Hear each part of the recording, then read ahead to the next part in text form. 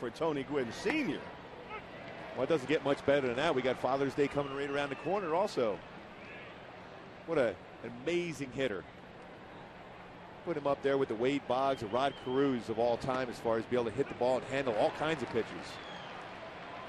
It's also a big moment for Matt Palmer. I mean, a guy who wasn't supposed to be in the rotation at the start of the year, came out of the blocks 5-0. A one-hopper to second as Turris takes care of Gwynn. Then Palmer goes to the bullpen. And now, because Escobar's arm is not quite right yet, here he is back in the rotation. And the thing is, a guy like him has been up and down throughout his career, battling to get to the major league level and being successful this season. Hey, he was going to do whatever it took to stay on the major league roster, down to the bullpen and right back in the starting rotation. Key thing for Palmer has always been that first or second inning. If he gets through there, he just seems to go on cruise control, retires 10, 11 guys in a row after that. Still a nice round of applause for this guy when he comes back into the stadium. David Eckstein, one of the real important wheels to that 2002 team. Not only what he did, but who he was, really. And David Eckstein hasn't forgotten the fans, that's for sure. Well, they love him here in Anaheim. He's been incredible when you think about how well he's done in the postseason, not only with the Angels, but with the Cardinals. Some players, and I don't care how you scout them, they just help you win. And this is one of those guys. Very difficult to strike out, puts the ball in play, a good situational type hitter.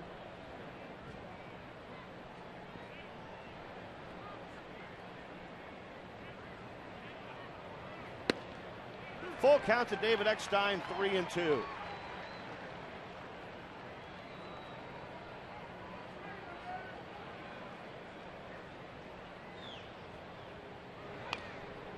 David Eckstein's from a little town in Florida near Orlando called Sanford. And for somebody who they weren't even sure if he would make the team when he came up, he's put together quite a career, hasn't he? He has. And, you know, a guy at his size, most time they're not going to take a chance with. But it's all about what you can do on the field. And like I said, putting the ball in play is very difficult to be able to strike out, but it makes all the routine plays.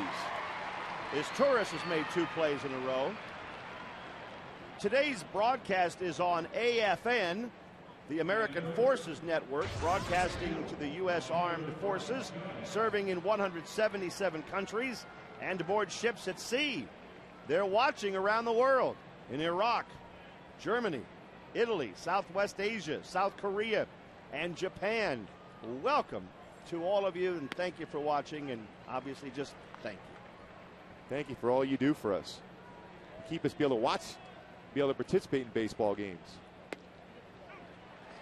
0-2 to Brian Giles. Giles is hitting just 194.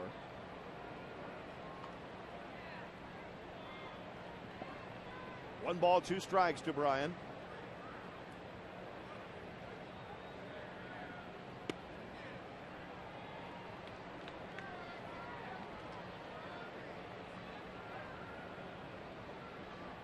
Palmer looking for a 1-2-3 first inning if he can get Giles. And he goes to a full count. On deck, Adrian Gonzalez. He's having an incredible season for the Padres.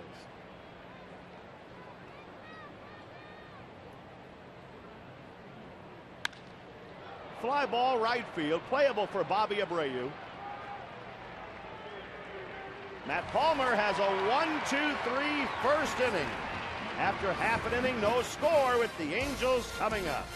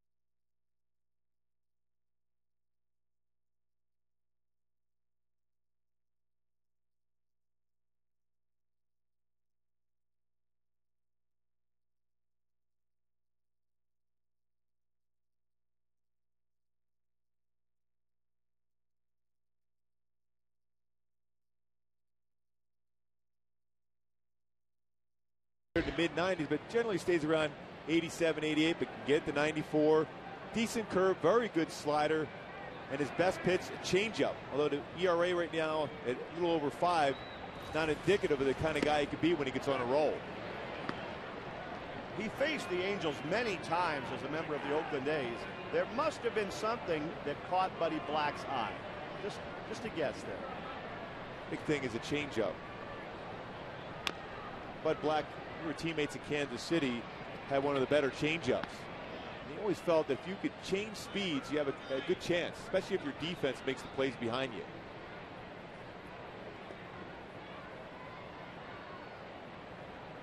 Oh, 0-2 to Sean Figgins.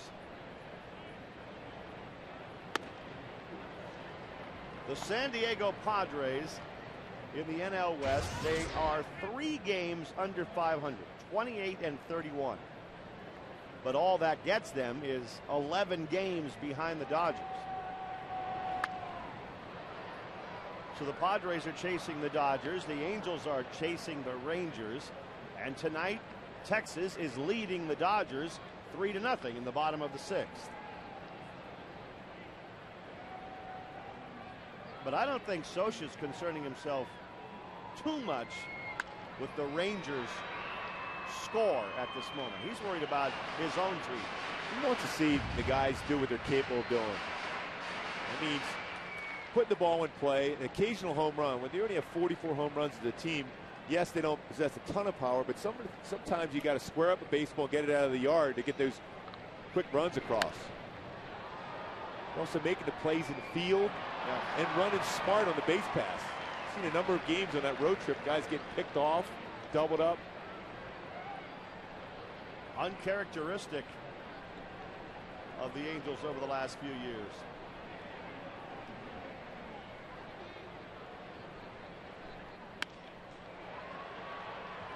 Figgins fouling a whole lot of pitches off here. Hanging in there against Chad Godin.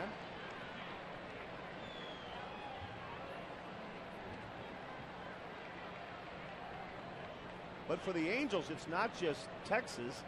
They are tied for second now with the Mariners. As Figgins hits a little blooper behind Kuzmanov's head, and that'll turn into a leadoff double.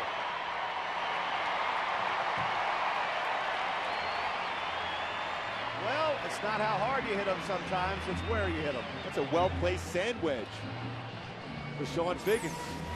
And you foul off enough pitches, pitch on the outside part of the plate, still went the other way, flared it in there, perfect spot. Now, one of the most difficult things as a pitcher is have that man on second base and start the game with no outs. So all of a sudden you think, okay, we're going to try to make him hit the ball to the left side instead of just trying to stay in your element, get people out.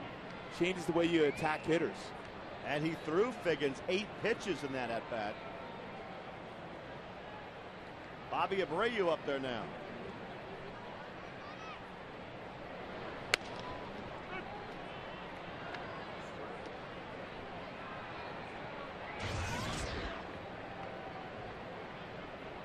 But there's no doubt, Gooby, that Mike Scioscia expects more from the guys on this team right now.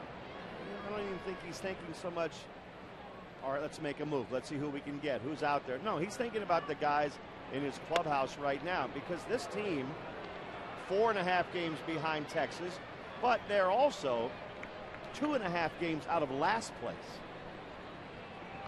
You got to start executing. You got to do what your job is to do, is make a play in the field. It's not, Mike Scioscia's not asking you to dive over the fence every time. He's saying make the routine play, get the hit, get guys over, get them in from scoring position. Here's the situation right there, right now, with Abreu needing to get Figgins over to third. Now let's check the buy.com American League West standings. You see there, it's a tie now for second with the Mariners and Angels. And the A's, they're only 2.5 games behind the Angels and Mariners. What about Texas? This continues to pitch so well. Texas keeps winning ball games. The Texas Rangers, now they're ahead of the Dodgers 5-0 in the 6th inning tonight. And the Rangers are 34-25. There's nothing wrong with that record. It's 1-2 to Bobby Abreu.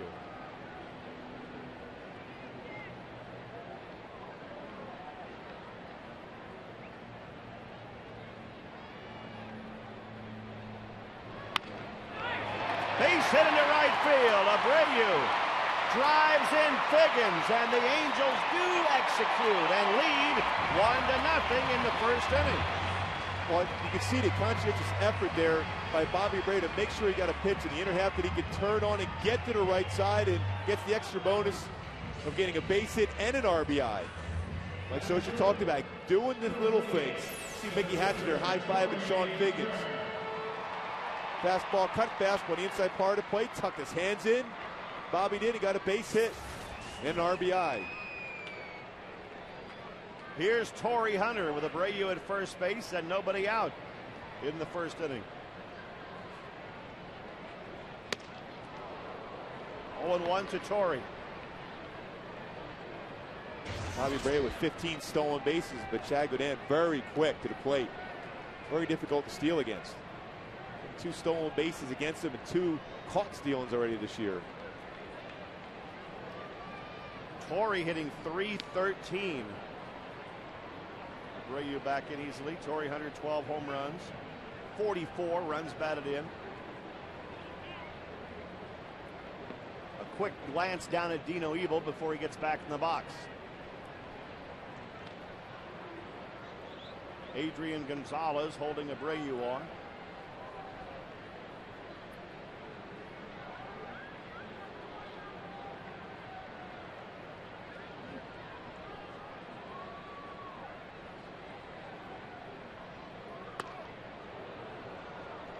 One and one.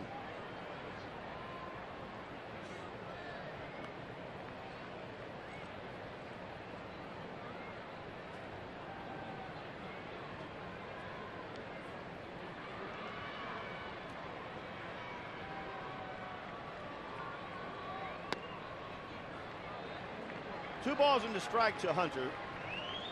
Chad Godin having a little bit of a struggle here in the bottom of the first inning.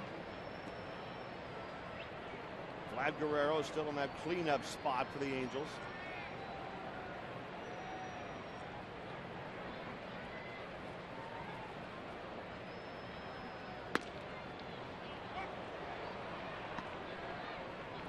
Two and two.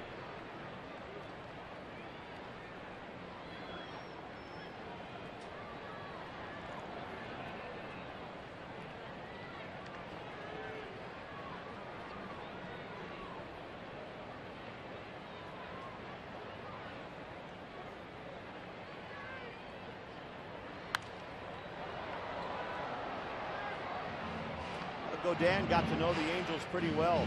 He spent a lot of time in Oakland with the A's. He was used out of that bullpen many times versus the Angels.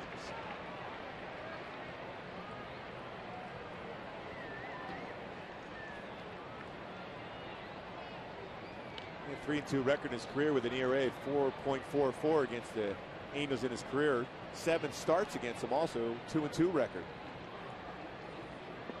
17 times he's faced the Angels altogether.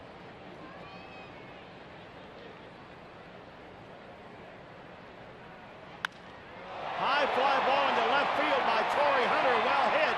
Chase Headley to the fence, and Torrey Hunter has hit it into the bullpen. 3-0 Angels in the first inning.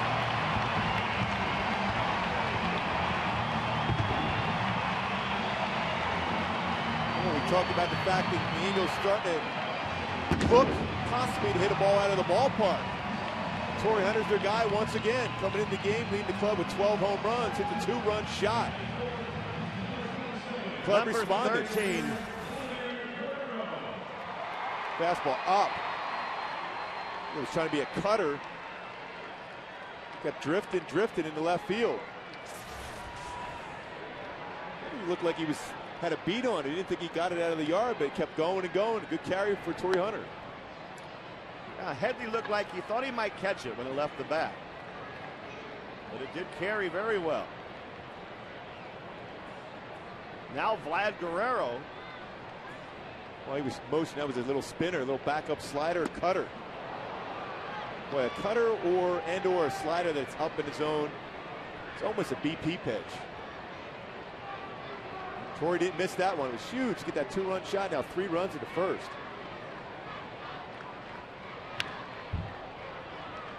One and two to Vlad. With that home run by Torrey Hunter, another $13,000 has been raised to support prostate cancer research. To make a donation, you can call 800-798-CURE or go online to www.pcf.org.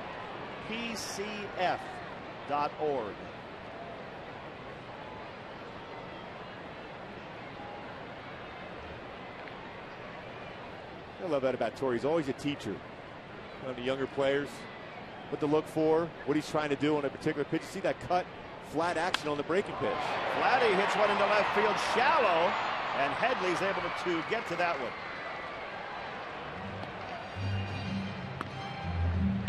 One out. It's invaluable when you have a superstar type player willing to help out the other players on the team and sitting in that dugout. What you look for as a batter going against a particular pitcher. Torrey didn't have a lot of success against Chad Godin going into that bat, just 1 for 8 with no home runs. They got that cut fastball out and out of the zone and hit it out for a 2-run shot.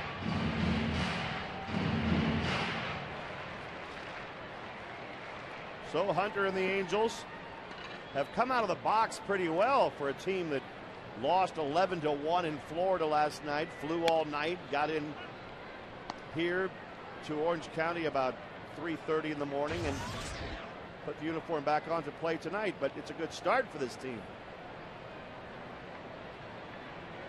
0-1 to Juan Rivera. 1 ball, 1 strike. Juan hitting .306 with 6 home runs, 27 runs batted in.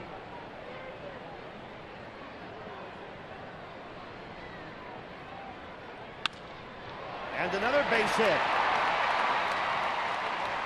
The Angels have 4 hits in the inning already.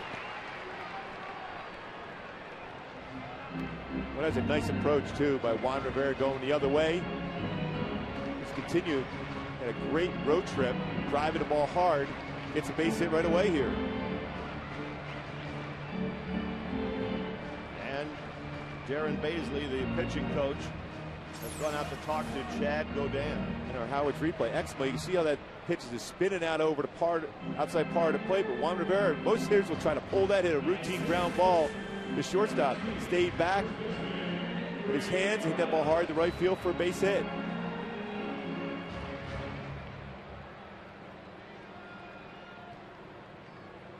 Kendry Morales steps in for the Angels.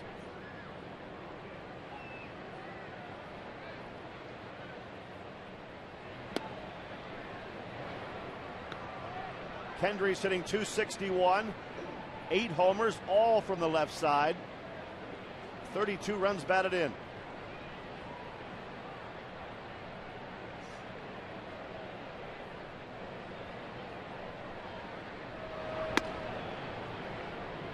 Two and 0 to Morales.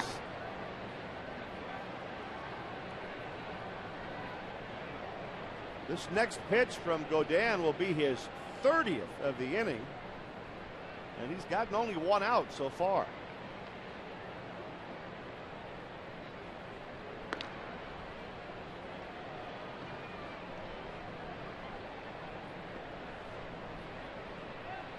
Tough start to the night for Buddy Black and the Padres. 1 hopper to shortstop. That's what Godin needed, and the Padres turn a double play.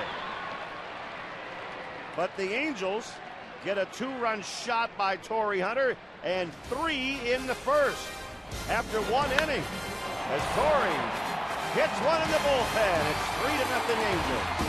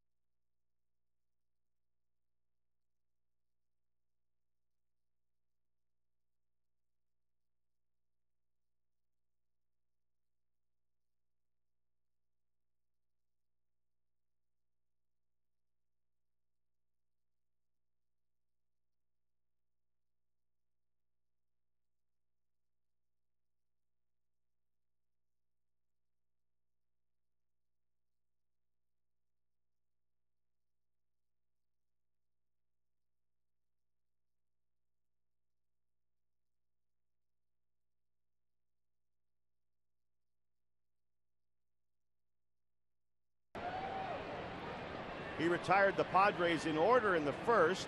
Adrian Gonzalez leads off the second. And Adrian's numbers are off the charts this year with 22 home runs.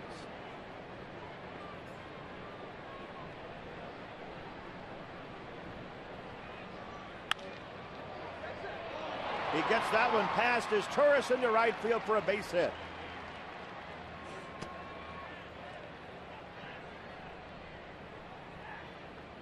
Kids, start your summer break by coming out to the Big A tomorrow night as the Angels host the Padres again. All kids in attendance will receive a free beach paddleball set courtesy of California Pizza Kitchen. Purchase your tickets today at angelsbaseball.com, and that is what you will have. Is that tomorrow night? Yes. Boy, maybe we could take it on the road trip to San Francisco. Maybe not there, but some of the other spots on the road. Oh, okay. The batter is Cliff Floyd. Take it to Texas. Well, it's such a long homestand here, 3 days. Yes, I know. I figure we better take it with us to San Francisco. Then that long trip to San Francisco and right back again. This has been an unusual schedule.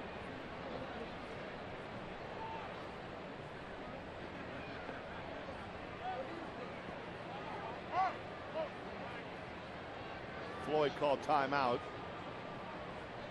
And it was granted by Wally Bell, the home plate umpire tonight. Cliff Floyd definitely prefers the pitches down in the strike zone. You see Palmer trying to elevate the pitch up, take away his power.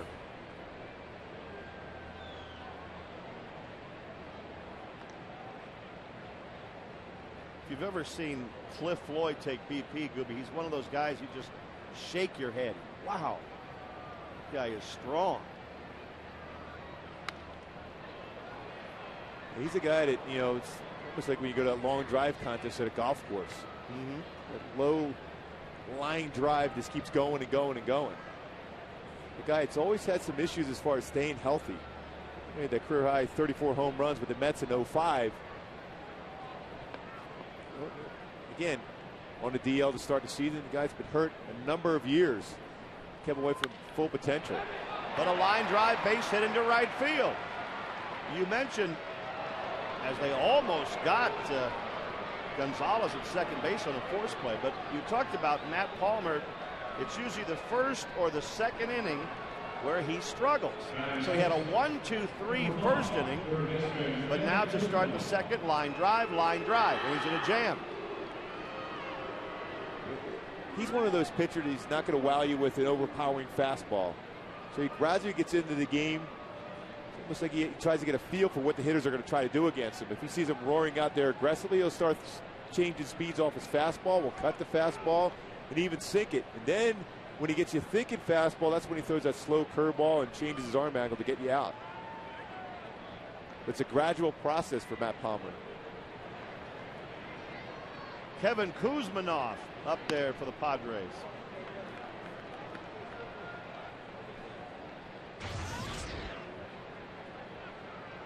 Well, that doesn't sound like something that's just easily fixable. On the other hand, you can't give up 4 or 5 runs early in the game most of the time. Not that he's going to do that, but he's had that sort of pattern where he has a very tough early inning. Butch obviously thought that was a strike. So did I. From here, looked like it was a pretty good pitch in the outside corner. So they get that one, and it's 2-1.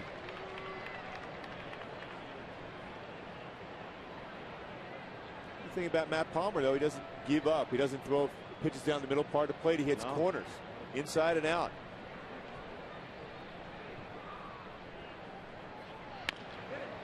The command he showed in spring training is one of the things that made the Angels start thinking about him as a real viable guy to have on this team. He might have had a just an incredible, pleasant surprise when you think about it. A 30-year-old, no wins at that point at the major league level, and all of a sudden comes up and been a solid performer for him. 5-0 record with a pretty decent ERA at 4.06. Off the end of the bat, and it will stay foul. Still 2-2 to Kuzminov.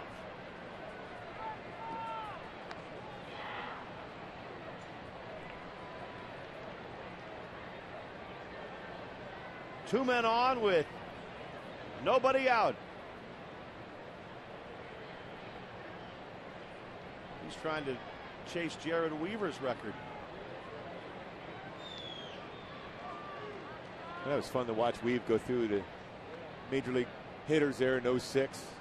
He's stealing like he is right now.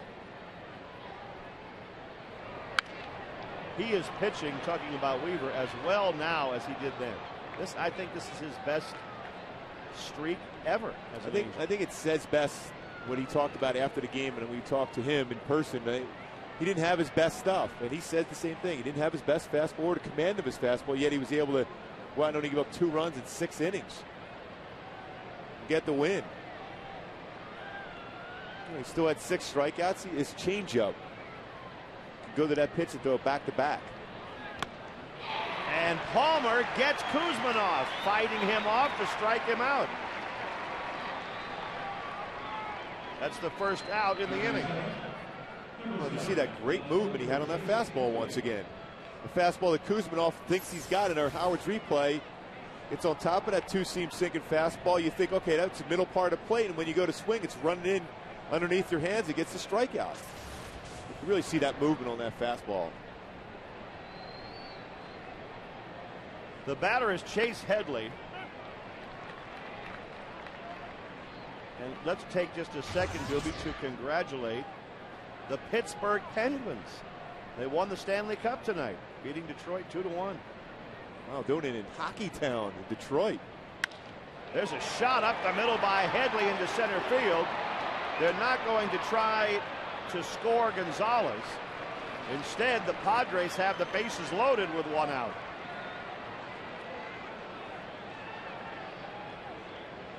The lefty so far has had some pretty good swings against Matt Palmer.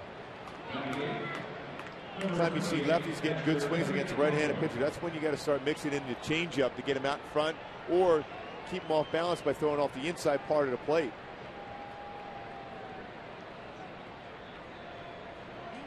Henry Blanco up there now for the Padres. Gonzalez at third, Cliff Floyd is at second, and Chase Headley at first for San Diego, trying to get right back in it after the Angels scored 3 in the first.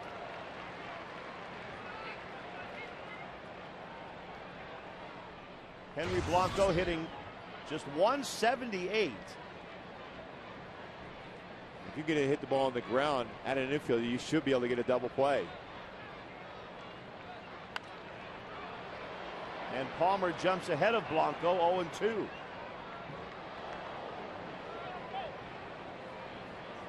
The Padres have 3 line drive hits in the inning, but so far nothing across.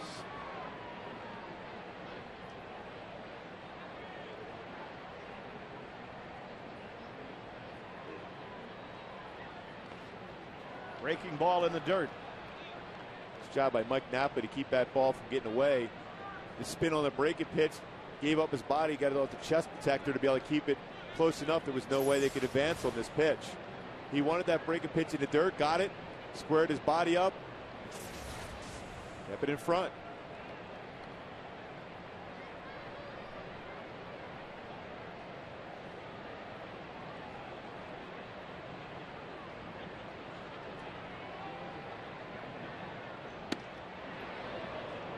Just off the plate.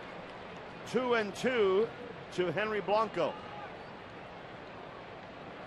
For a pitcher, this is your pitch, the 2-2. You have some options. You can throw a breaking pitch or a fastball, but if you don't throw this in the zone, you got to come back with fastball after that. That was Palmer's 20th pitch of the inning. And with the bases loaded, he's gone to a full count. 3-2 to the Padre catcher, Henry Blanco. Big pitch coming up for Matt Palmer right here. Even though it's so early in the game. He chops one off the plate. And that's going to be an infield hit to score a run for the Padres. Henry Blanco hit that ball straight down. But with the bases loaded, he'll take it as an RBI single. Boy, there's nothing you can do if you're Sean Figgins on that play. Did the right thing, just holding on to it. Slow replay, you can see the ball right off the plate. Anywhere else, more than likely that's going to be a double play ball, but hits off the plate and goes sky high. Sean Figgins just holds on, there's nothing you can do. Meanwhile, the bases are still loaded for San Diego as Figgy talks with Cliff Floyd over there at third base. And the number 9 hitter in the Padres batting order, Luis Rodriguez.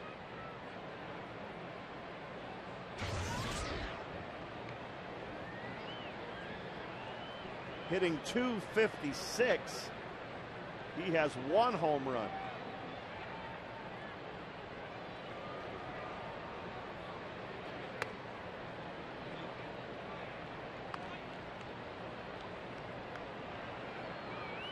One and 0 to Rodriguez.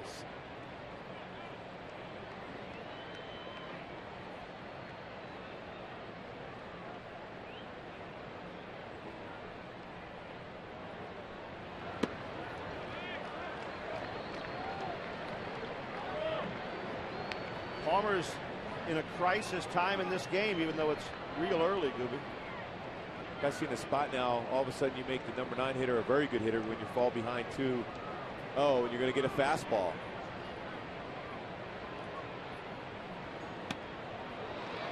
Came up empty on it, though, 2-1.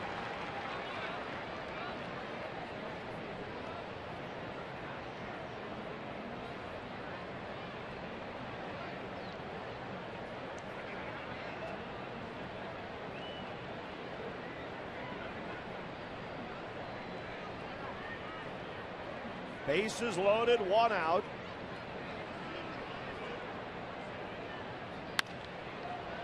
Now 2 balls, 2 strikes.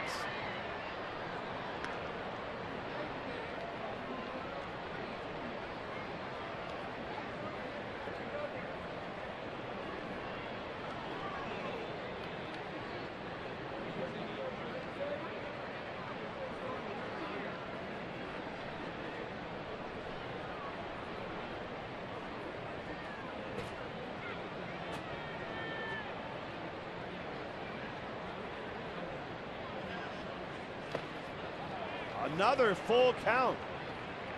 So he's painting himself into a corner and has to make another big pitch. He made a pretty good pitch to Blanco, but it didn't turn out well. Now he's forced here against Luis Rodriguez to do it again. We talked about the fact that he hadn't started a game since May 30th, so you wonder about his command, if he's going to be overly strong and a tough time being consistent in the strike zone. Well, clearly that's been the case so far, particularly in this inning.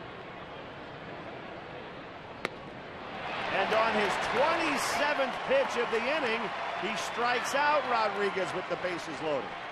2 outs. Both of the outs on strikeouts. He can still get out of it with only 1 run. And the big thing is none of these pitches are ever right down the middle. There's movement on that fastball. Was up, but it moved off the outside part of the plate. Rodriguez saw it, thought it was going to be a pitch to drive, but then all of a sudden it ran away from him. Here's Tony Gwynn.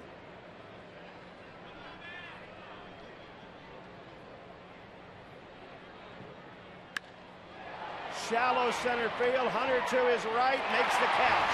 And that gets Palmer out of the inning. With only 1 run scoring, the Padres leave him loaded.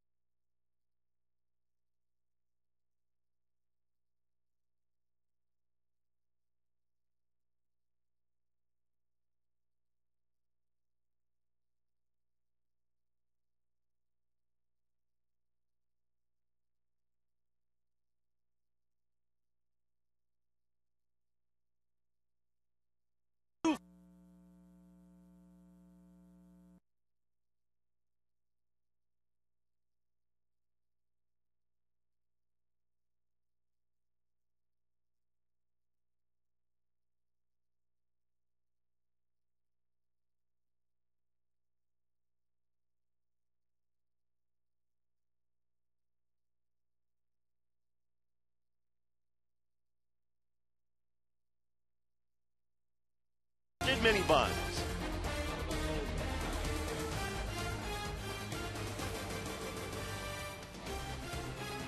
And a look inside the team store here at the Big A. That's a cutie pie right there, isn't it? Must be listening to you doing the games, Rory. Look at that smile. Well, she's always enjoyed our play-by-play. At least for the last month. Bottom of the second inning, and Meiser is tourist at the plate for the Angels.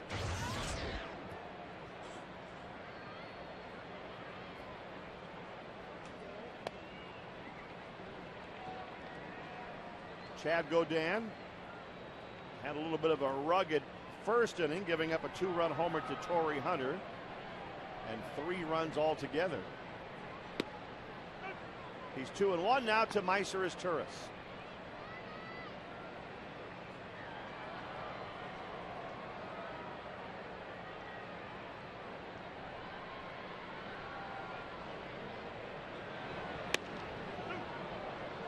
San Diego taking a big hit as far as the rotation. Jake Peavy, who was scheduled to pitch tomorrow against Joe Saunders, will not be available for quite some time for the Padres. A foot problem. At least, it sounds like at least a month, possibly. How did it happen to Jake? Well, I was asking Bud Black about that before the game, and he said it was running the bases. Good things never happen when pitchers are on the base pass for some reason. I don't know why that is the case, Rory, but it seems to always happen. Yeah, that's a real bad break for this team. As Turris whacks it down the line into the right field corner. Meiser's at second and going for 3. He'll make it.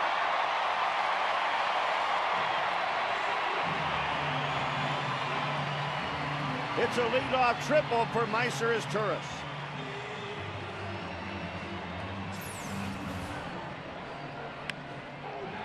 Well, hit that ball so well, right down the first base line. The Angels responded to San Diego scoring that 1 run there in the top of the second now with a leadoff triple by Meiser.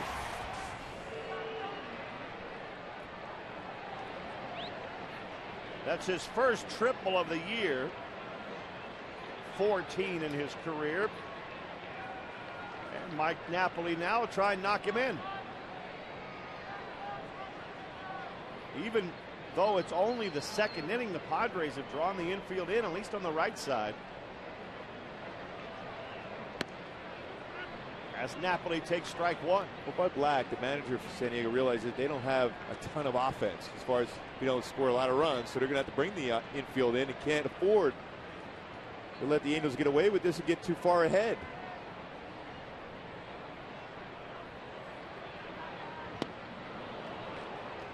Oh, 0-2 to Napoli.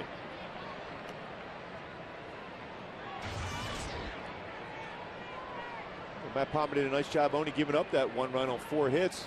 The Angels with an opportunity to get that run right back. Situational hitting here for Mike Napoli. Behind an account, just shorten up your swing, get the job done.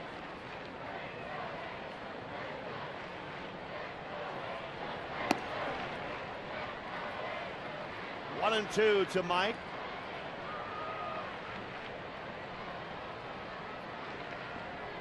Is Turris at third base with nobody out.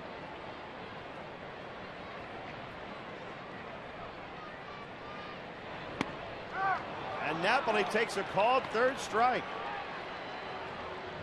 When Mike emerges from this slump, he'll probably hit about 10 home runs in a week. But while he's in it, it's been miserable. What it does when you're struggling as a hitter, you're guessing, trying to guess along with the pitcher. What is he going to try to throw me? The pitch before was a fastball elevated. This time he came back with a fastball on the outside corner. You might have been looking for something off speed, but you can't do that because that's why you get beat on a fastball. Look for the fastball, then adjust for the breaking pitch. Now the infield in for the Padres as Eric Ibar takes strike 1.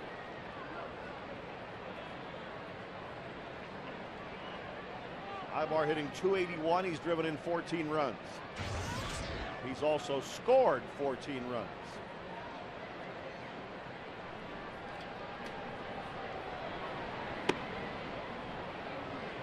One and 1.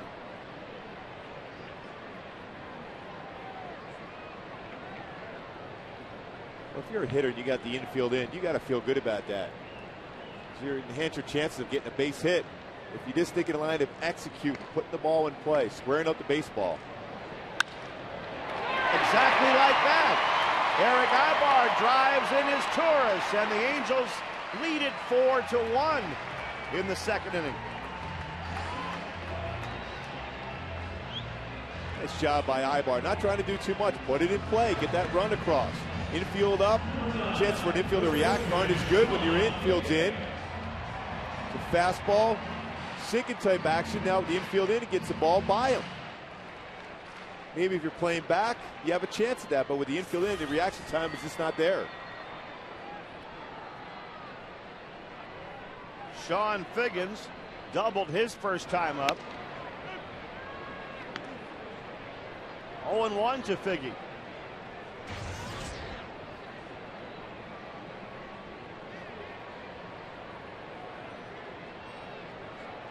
Well, the numbers in June so far, it's going to be a great month for Figgins if he keeps that up. That's pretty solid, don't you think? 432. Well, his numbers on the road, too. Wow. Now we're back at the Big A. He says he sees the ball much better here than he does on the road. Hard to explain the difference in the batting averages, though.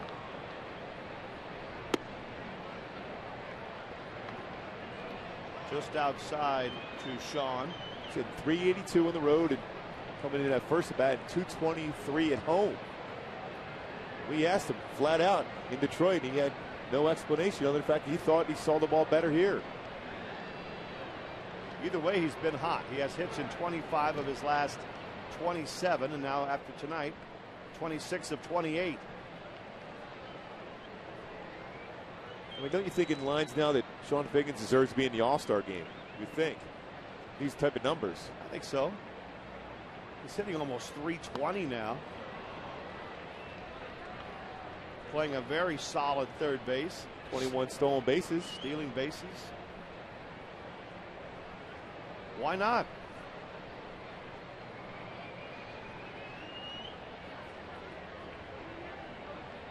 One and two to Figgy.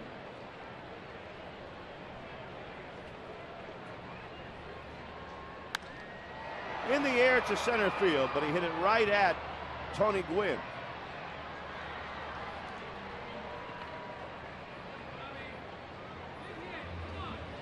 Fans baseball's biggest stars go head-to-head for one spectacular night in the summer's biggest event as Fox brings you every thrilling moment of the 2009 MLB All-Star Game. Coverage begins Tuesday, July 14th, live from St. Louis at 8 o'clock Eastern, 5 p.m. Pacific, only on Fox. The All-Star game not too far away from being played here in 2010.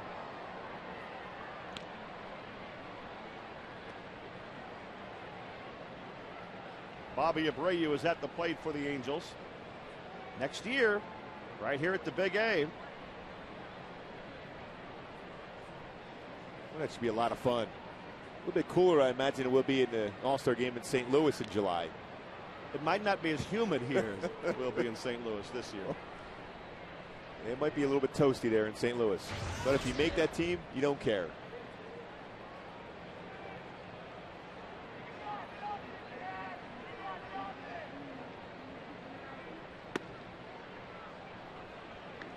One and 0 to Bobby Abreu.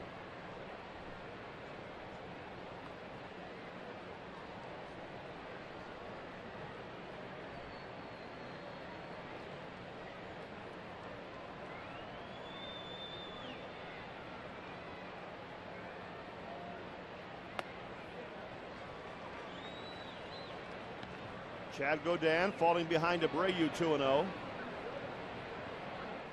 While Torrey Hunter, who homered last time up, waits on deck.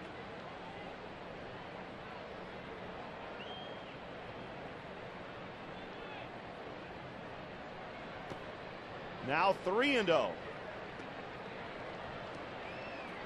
Blanco doesn't like the look of what's going on with Godin right now. Also wants to let him know 3-0, he might be up there hacking. Bobby Bray always patient at the plate. This could be a spot where, with only 2 home runs in the season, you can square up a baseball. If he's going to throw him right down the middle, this you don't get over fastball, you're comfortable, let the bat head out. See if you can do some damage.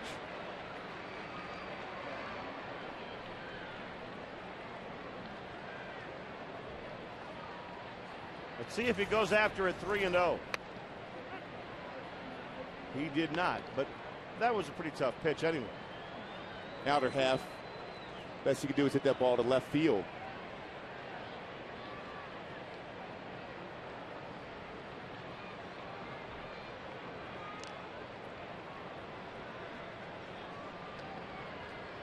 Eric Ibar running at first base.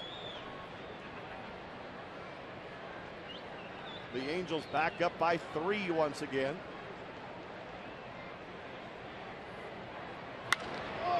In the air, left field, back on the ball. Headley gets there and makes the catch. The Angels settle for 1, and after 2, they lead the Padres 4-1.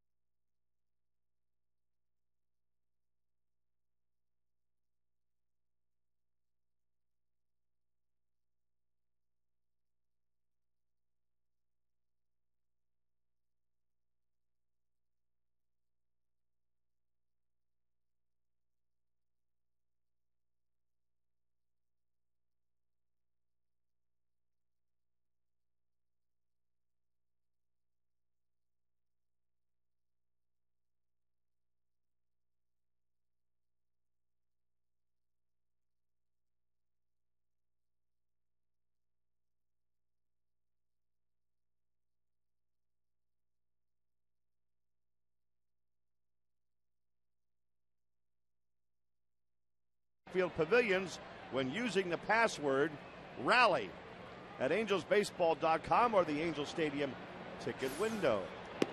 Got it? Got it. All right. You look good in that Jeff Mathis road jersey, Rory. I don't know if they're going to be giving away extra small. That's what I probably would wear. Well, you can show your guns, show your big muscles. You've been working out, haven't you, Rory? Yeah, they'll probably be all out of smalls by the time I get here. Eckstein hits one down the line into left field.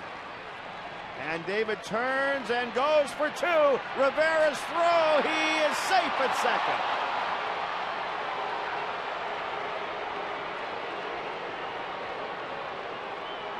David Eckstein, a leadoff hustle double. Rivera definitely had a shot at him, but couldn't get him. Juan Rivera plays that as good as anybody in baseball, right down the line, himself in position. Sean Fagan's almost able to make that play. Fields with the bare hand, strong, accurate throw too for Juan, as Eckstein barely got his foot in, but he definitely was safe at second. Brian Giles takes strike 1 from Matt Palmer.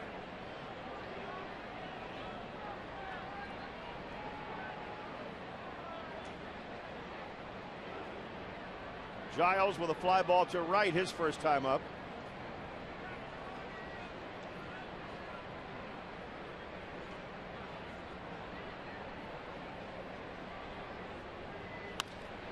There's another one into right, only this one's in right center, and nobody's going to catch that one, except on the first hop.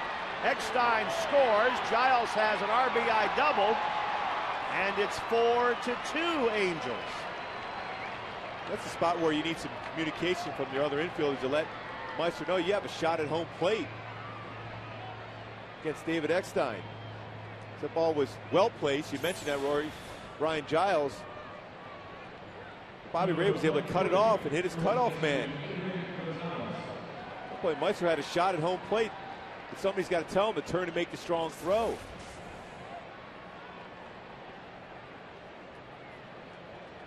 And the batter now, Adrian Gonzalez. Both teams have 6 hits already. Neither pitcher has been able to command things out there yet, as Gonzalez takes a breaking ball for a strike.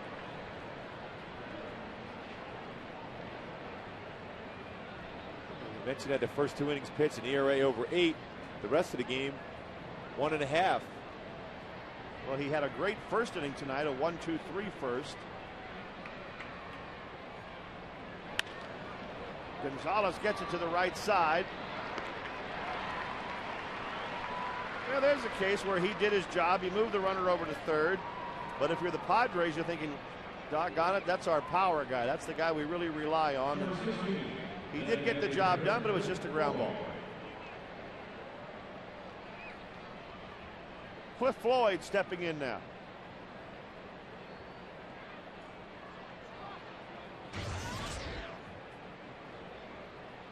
Floyd a single in the second inning.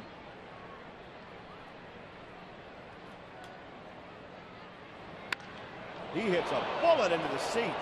Whoa. Got in there quickly.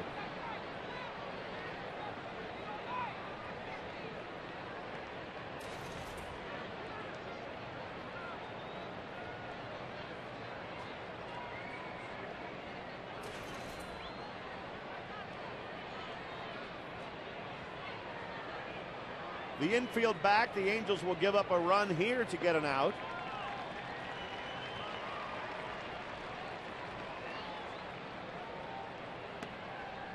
One and one to Floyd. Matt Palmer back in the rotation. The rookies, or the Angels rather, have used 11 different starting pitchers this season, including Matt Palmer, of course.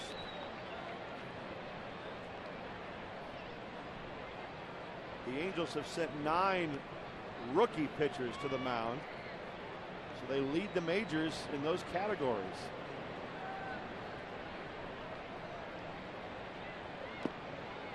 Three and one now to Floyd. This is a tough matchup for Matt Palmer. Cliff Floyd prefers to pitch down in the strike zone. Matt Palmer likes to sink the fastball too, and the best way to get him out is to elevate. Kevin Kuzminoff waiting. 3 and 1 to Floyd. Outside. And the Padres have runners on the corners now. Still only 1 out in the inning. Kuzminoff coming up.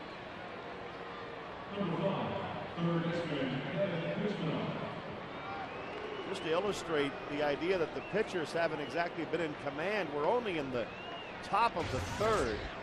Both pitchers are over 50 pitches for the game already. Both teams have 6 hits.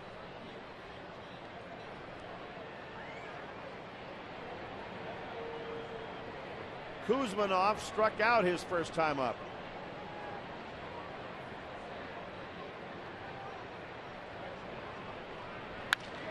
Lined into right field, an RBI base hit for Kuzminoff. Gets another run in, and it's 4-3 Angels. Giles scores from third. Floyd stops at second. Kuzminoff with a pretty good swing going the other way on that one. Social looking on. Matt Palmer getting to start today with Kelvin Escobar taken out of the rotation. Eventually, when healthy enough, will be down in the bullpen. That was a pitch that was up and out over to play for Matt Palmer. Kuzminoff gets the base hit. There's Kelby, and he's going to be reevaluated sometime next week to make sure his arm's going to be strong enough to go down to the bullpen, and when it is, he's going to be a member of the bullpen for the rest of the season. It could be a very valuable part of the bullpen if he's back to where he can throw that 95-mile-an-hour fastball on with his great secondary pitches. This would have been his night to start. Chase Headley's up there for the Padres. Slowly hit to second base. They get one and they get them both. Thanks to the strong arm of Ibar on the pivot.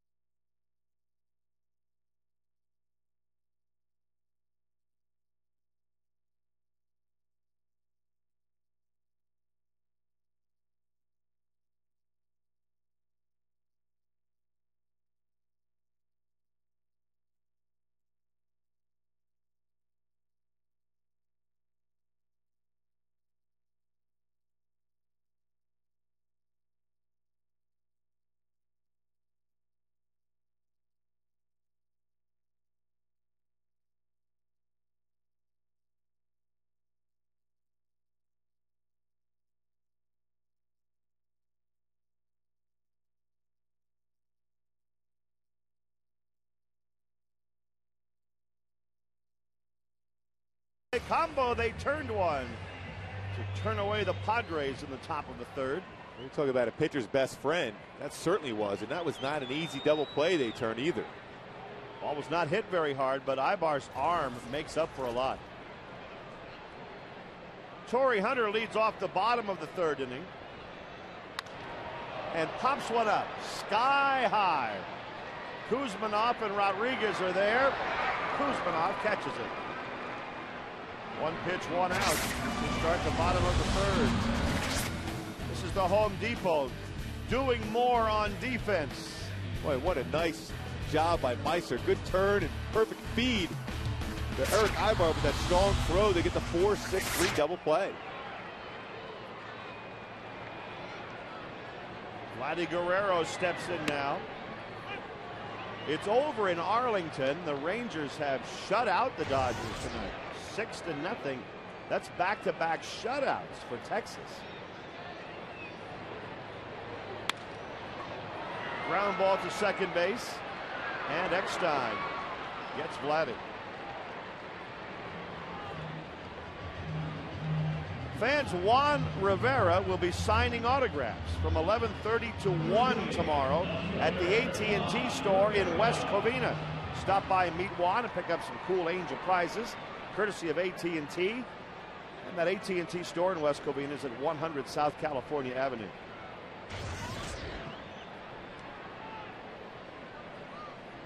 It's a nice batting average in that last 25 games. 363 with 5 big flies. Oh, 0-1 to Rivera. Well, his swing completely different than it was early in the season, where he was swinging a lot of pitches out of the zone. He's always been a guy that doesn't come out of the gate real well and then gets going. You know, he's worked a lot with Mickey Hatcher as far as getting that swing back. Just open up his front hip, reaching for a lot of pitches in the outside corner. He hits that one hard, but it's played on one hop by Rodriguez. Good play to get Rivera. And Chan Godin has his first 1-2-3 inning.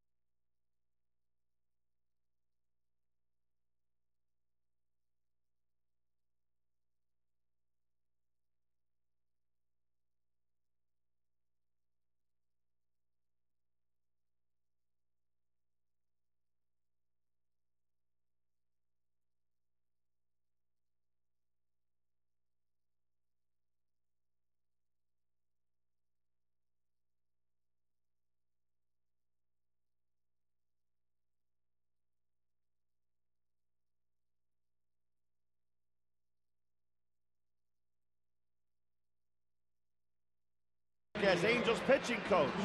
So who did Bud Black replace? In other words, who was before Buddy Black as the Angel pitching coach? Latchman, but I could be wrong. He was there in '97, I know. Terry Collins, the manager at that point. The idea that you might be wrong on this is, well, I was going to go with Dean Chance, but I don't remember him being the pitching coach in recent time. So it's one of the few times I won't mention Dean. What are you trying to say, Rory? Well, I just can't imagine that you wouldn't get it. My wealth of knowledge. 1-0 to Henry Blanco.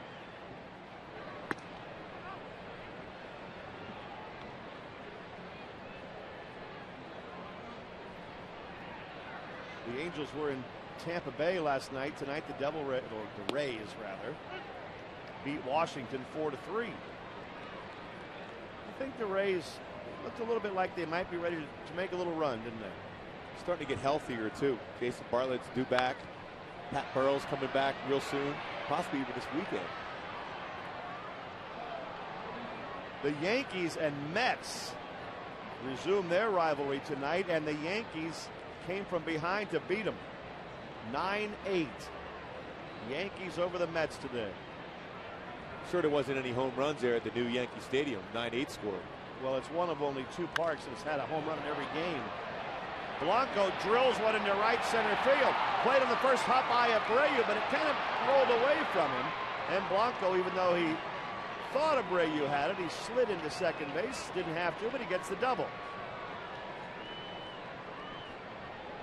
Now, single and a double for Blanco so far.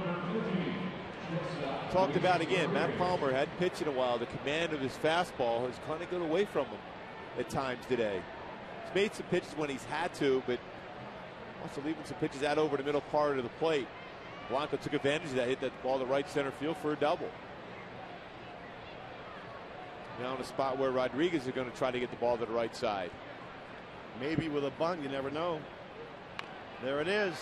Nicely laid down. Figgins only plays to first. Blanco gets to third. The sacrifice works. And with one out, the top of the order coming up for the Padres. That tying run at third base. Nice job by Rodriguez is getting that bunt down, giving himself up, putting the ball down, make the third baseman make the play. So Figgins is able to field that and throw him out. But if you make the third baseman, there's no way you can get the guy at third.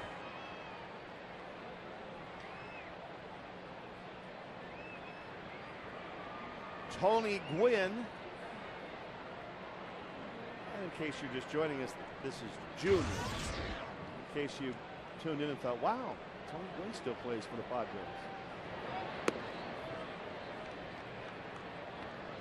1-0. Field about halfway in. The reason why they're able to do that because Blanco doesn't run real fast. So you play it in halfway instead of all the way up on the grass.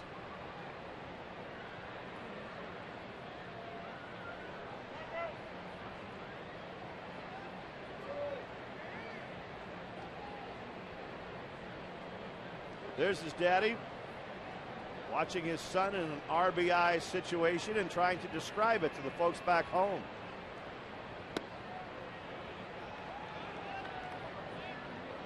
Two and 0 to Tony Gwynn Jr.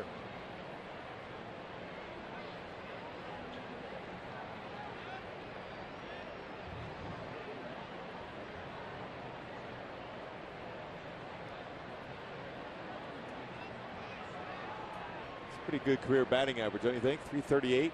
Wow. It's almost unthinkable, really, that you could hit that high for your career.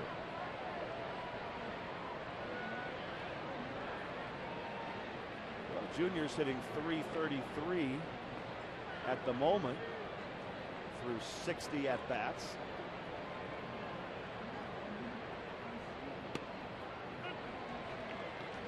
3-1 now.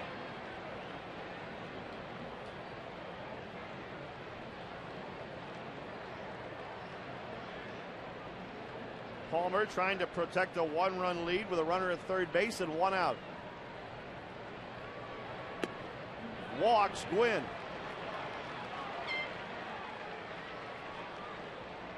The Padres have runners on the corners with one out, and David Eckstein stepping in. Mike Butcher a little concerned as Palmer has thrown 70 pitches here and 3 into third. A number of those pitches out of the strike zone with 27 balls out of the zone. Certainly not as crisp as his last time out against Seattle when he went 7 shutout with no walks. David Eckstein, a guy that can handle the bat very well. Also, you got to deal with Tony Gwynn Jr.'s speed at first base. 2 stolen bases already on the season. Eckstein, a shallow pop into right field. Would they try to score Blanco? They will not.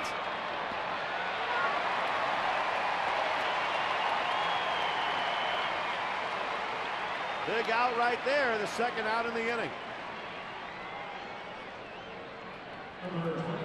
Probably got himself in pretty good position to be able to make that strong throw. Blanco thought about it for a while and made the right decision staying around, especially with Brian Giles up at the plate right now.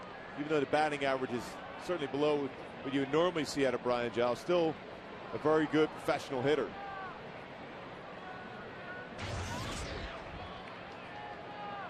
Giles did have an RBI double last time up. First and third with 2 outs now.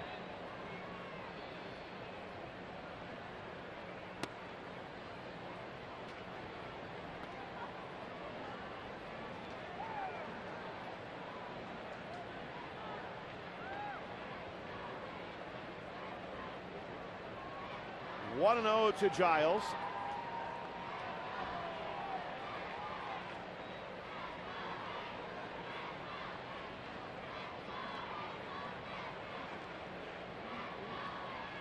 He does have the RBI double tonight, but his batting average is down. He's at 197.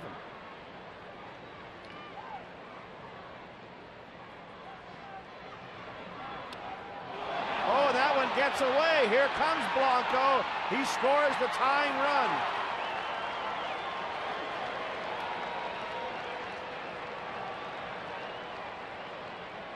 So the Angels have coughed up what was a 3-0 lead. And the Padres catch him at 4 on this. Boy, it slipped right out of Matt Palmer's hand and looked like it crossed up. Mike Napoli behind the plate. What I mean by a cross up is he might be looking for a fastball and ends up being a curveball that spun out of his hand. Wasn't looking for that break on it. 2-0 to Giles. Palmer steps back off the mound, with Gwynn moving up to second base on that.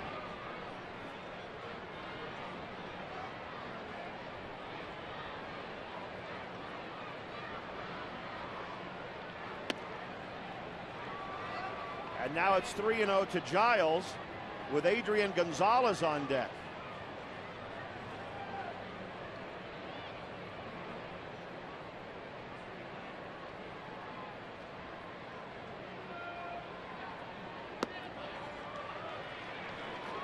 Another walk. I know there's an open base there, but I don't know if you want to pitch around Brian Giles or face Adrian Gonzalez the way he swings it.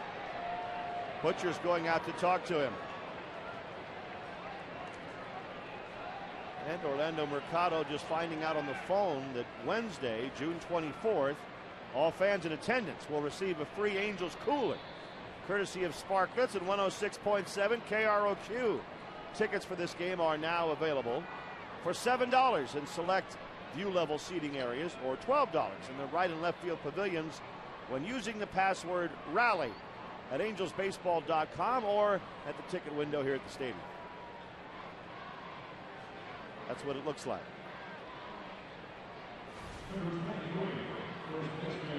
Talking about a big spot again for Matt Palmer, especially with Gonzalez and his 22 home runs on the season.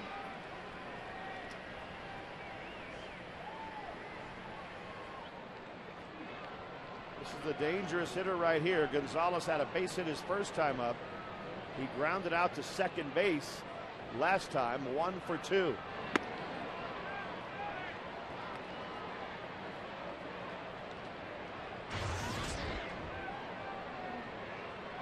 One and 0 to Gonzalez.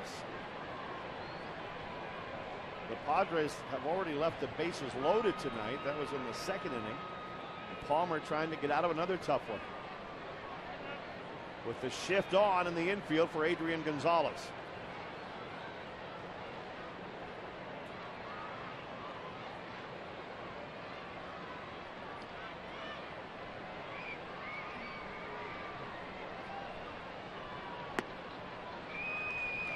Two and 0.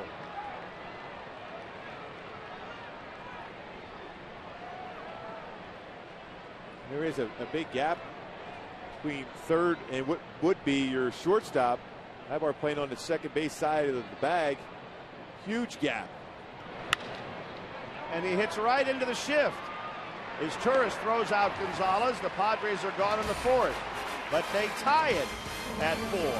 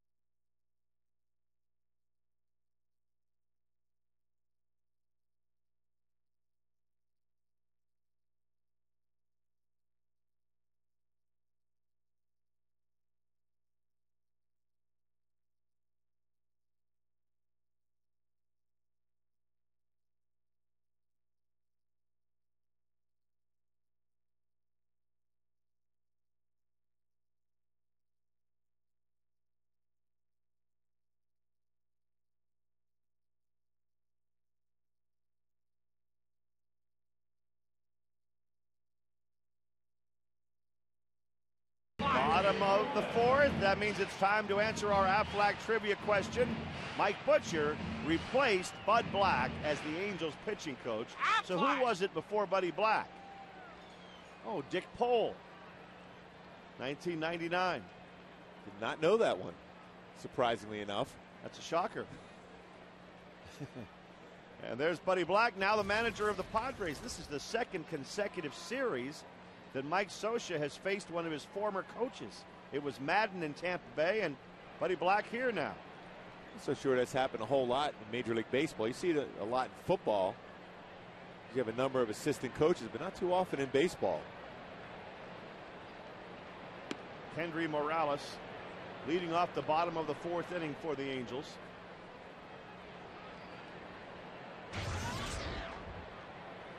Kendry's 0 for 1 tonight as he grounded into a double play his first time up.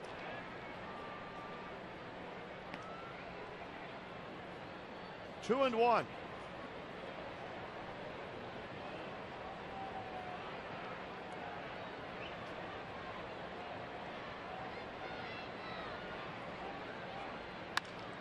In the air, center field, well hit. There's Gwynn on the track at the wall. Home run! Kendry Morales hits it out, and the Angels are back on top.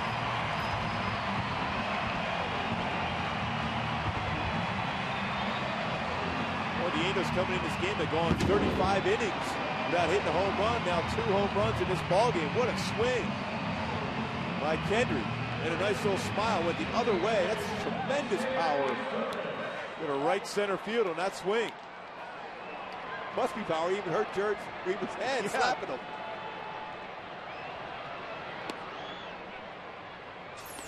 Well, that's a perfect swing. Fastball out over the plate. Stay with it. He knew he got it right away. Big part of the yard to go, Oppo. His Turris lines one into center field, and that drops in front of Gwynn. Kendry Morales now with 9 home runs on the year. All 9 of them when he was batting left-handed, and Torrey Hunter had one earlier. And with that home run by Kendry, another $13,000 has been raised to support prostate cancer research. To make a donation, call 1-800-798-CURE or go online to www.pcf.org. And Figgy says, I've done it. Don't worry about it. I have one this year also.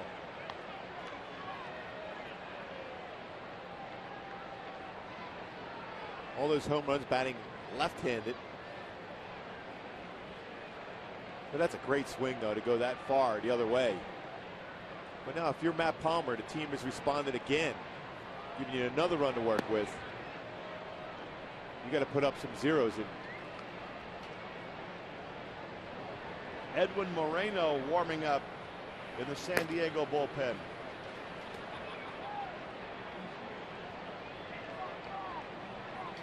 There's Turris at first, Napoli at the plate.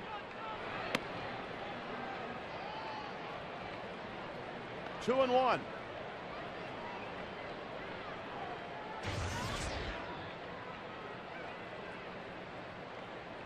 Mike Napoli, just 5 for 33 this month.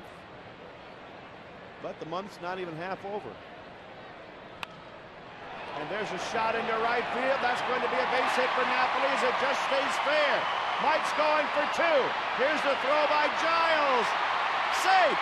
Coming in to score on the play is Turris from third. I'll tell you what, that is outstanding. Outstanding base running by Meister Stores. Did a very aggressive job down there by Dino Ebel at third base. Recognizing the throw coming into second, never hesitated. Sent it Meister around third right away. Well, that's a perfect Angel brand of baseball as far as getting a run across by Dino Ebel and Meister Stores. That's a great example of what they love to do, isn't it? But most clubs will be satisfied being second and third, and this could be the kind of at bat for Mike Napoli to get him going. A flare to right field, aggressively goes around, and Meister just never hesitated, went around third. Most times you're going to be there, third, no outs, no problem. But instead, never hesitated. Good play by Dino Ebel, sending him home. And Napoli got to third, still nobody out here in the bottom of the fourth, and the infield drawn in for the Padres against Eric Ibar. 3 hits in the inning off of Godin, 9 in the game already for the Angels. 1-1. Meister is Turris. 2 for 2 in the ball game with 2 runs scored.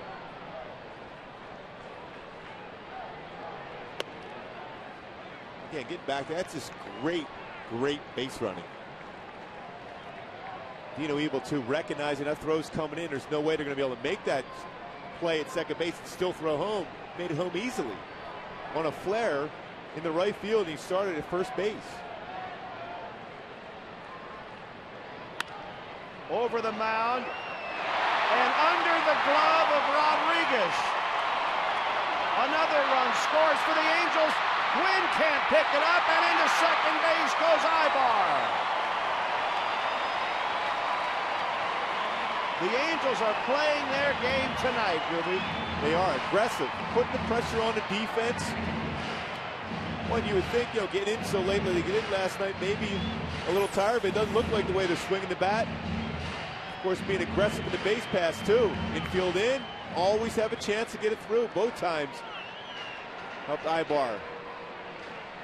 And very aggressive, get into scoring position once again, as Bud Black's going to come out.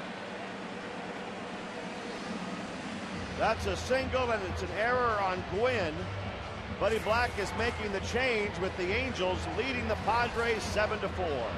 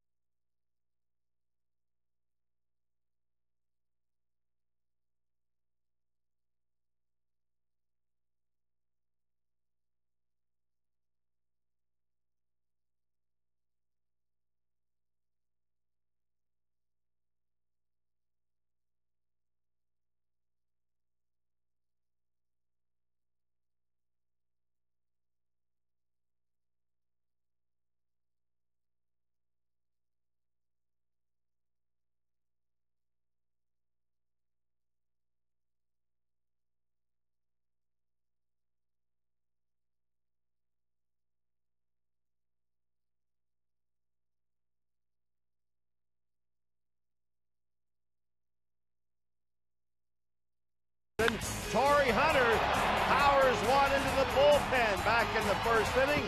And here in the fourth, it was Henry Morales. Boy, what a swing. Pitch out over the plate. Both pitches were up and out over the plate for home runs, and that's our Lexus pursuing perfection. What about the best moments of this first half for the Angels? Well, you can vote for your favorite at angelsbaseball.com/moments. And here are some moments you might consider. That Saunders-Greinke matchup was terrific. Well, what about that play? Torrey Hunter robs a home run, saves the game. Sean Figgins in that same game against Greinke. What a play down that third base line.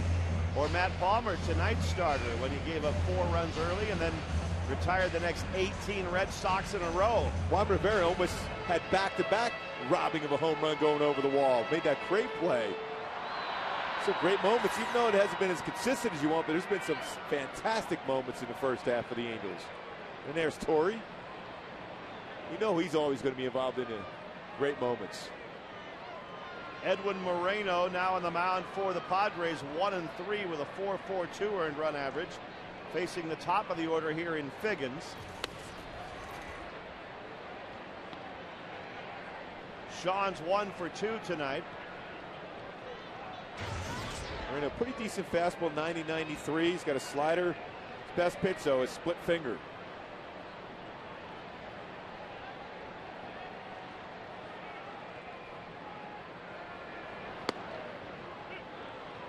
One and one. The Angels already with 10 hits tonight. And we are only in the 4th inning.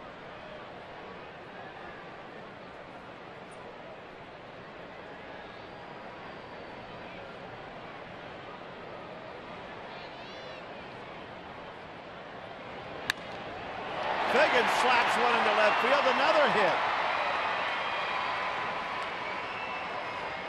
Ibar holds up at third. The Angels have started the fourth with 5 consecutive base hits. When that's a spot you don't want to take a chance, especially with the left fielder coming in, charging, to be able to try to send him home with no outs. Headley charged that ball very well.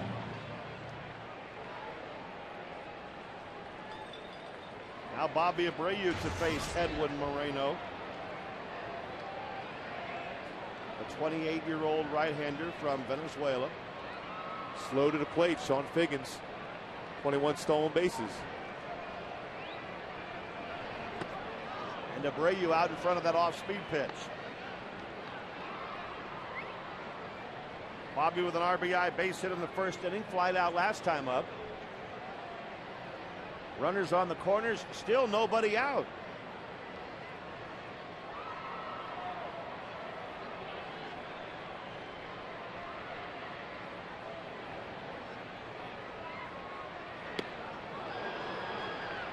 Oh and 2.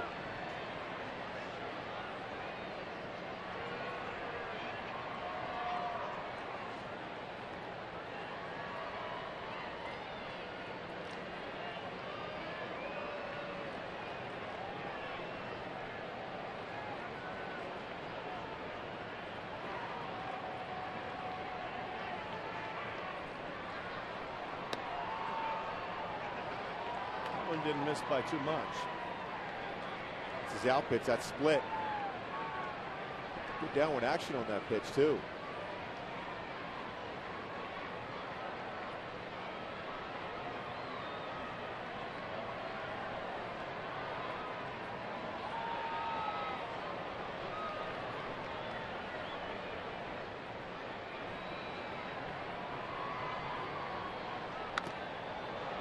It's hard to predict, isn't it?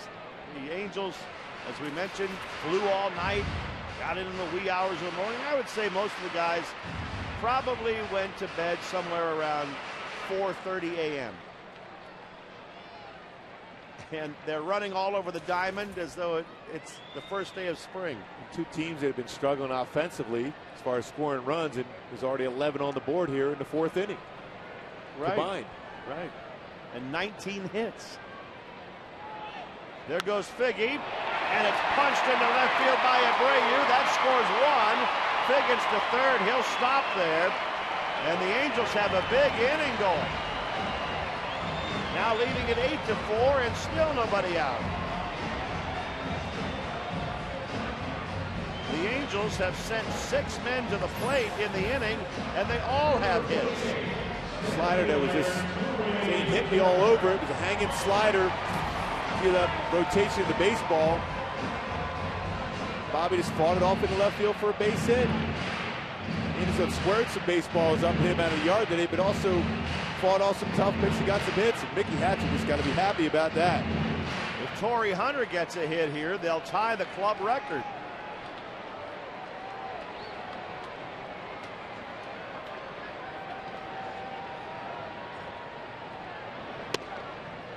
We're only in the 4th inning, but every Angel has at least 1 hit except the guy on deck, Vlad Guerrero.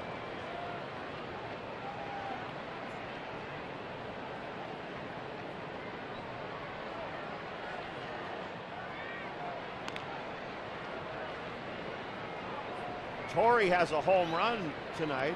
We showed you that a few minutes ago. 2-run shot in the 1st inning.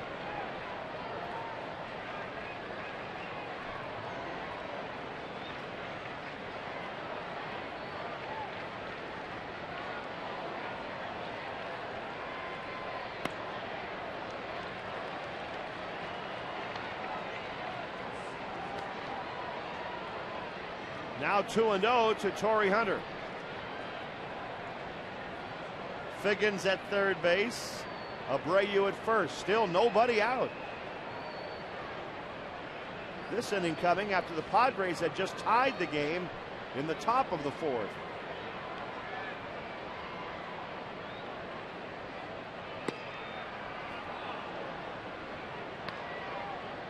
2-1 to Torrey.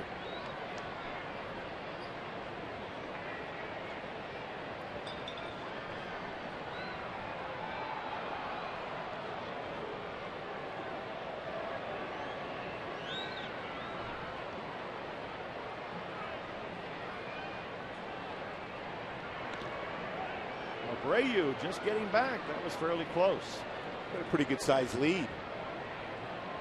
Bobby with 15 stolen bases on the season has not been caught. Edwin Moreno in relief of Chad Godin.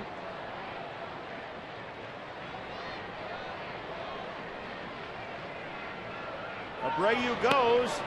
Moreno gets out of the way as Blanco's throw sails right in on the money. He's been caught now. That was a quick catch and throw by Henry Blanco. There's a reason why he's been around the big leagues for a while. The batting average generally not all that high, but he's quick with his catch and throw. And Bobby had a good sized lead and a decent jump, but boy, he threw a perfect throw in the second. Moreno ducking down there. He was right in the line of fire. I mean, you're a tall guy. Did you ever come close to getting hit by one of those? Well, I did that tour of Japan, an all-star tour in '88, and Benito Santiago was the catcher, former Padre at that point. I didn't really see a whole lot of him. He's a National League guy. He was catching me, and one of their base runners was running over Japan, and he threw it from his knees, and it went right by my face. I couldn't even move. I was just fortunate enough it didn't hit me. And he got him out by about 15 feet. Good thing he didn't get in the way. Yeah, I might have been able to catch it and throw it and get him. It was that quick. Torrey with a walk here. You know, that would have been one for the books if you had relay on a steal. Well, I think you would have liked it more if it would hit me directly right in the face, I would assume, though. I might have gone to Japan just to watch. Boy, I feel the love for me every single game.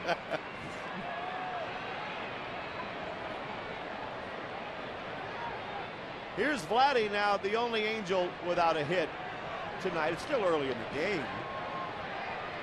First and third, one out. And the Padres pitching out in this situation. Vlad said, you didn't think I was going to put down a suicide squeeze bunt, did you? That's the only sign he's never gotten. I'm willing to bet he'll never get that sign either. I don't think he's ever gotten the take sign either, actually. Well, maybe. On an intentional walk.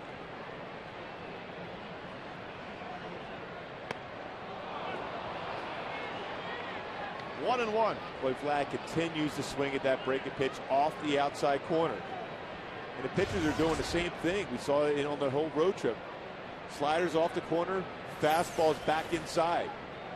Slider off the outside part of the plate. Vlad couldn't hold off. He's in a good situation to get a run across here.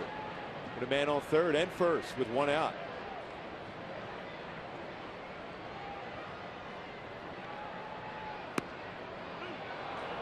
Wow, that's an indication right there that Vlad's just not in his groove, because that's a pitch we've seen him drive so many times. And that's a look of someone who's trying to figure out what they're trying to get me out with instead of just reacting the way he normally would do.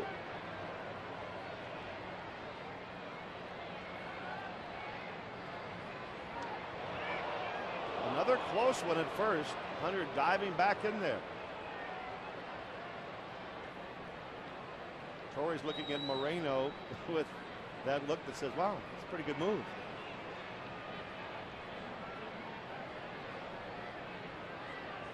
One and two with one out.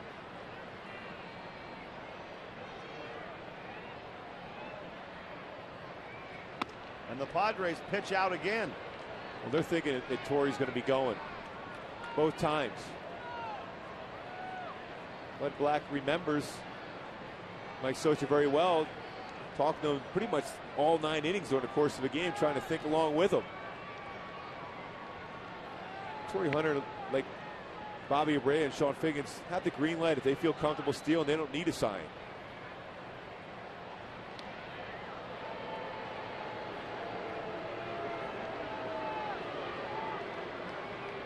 He looked like he might have been going, Torrey. He was leaning. It's a quick move by Moreno over to first base.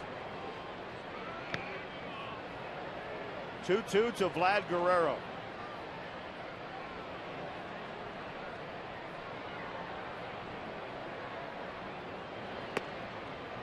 Full count, 3-2. I think Vladdy might have thought he was called out there. This is his reaction. He's not tracking the baseball at all. That's what he's going. That's the decision. You see, going up there, not seeing it very well, but still alive here. Home plate umpire Wally Bell said, "Wait a minute, it's 3-2."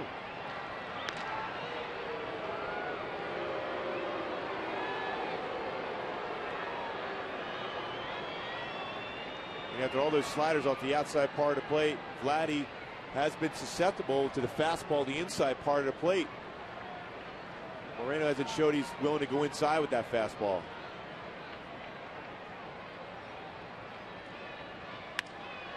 And Vladdy punches a little bloop single into right field. Every Angel in the starting lineup has a hit now as Vlad drives in a run. 9-4 Angels.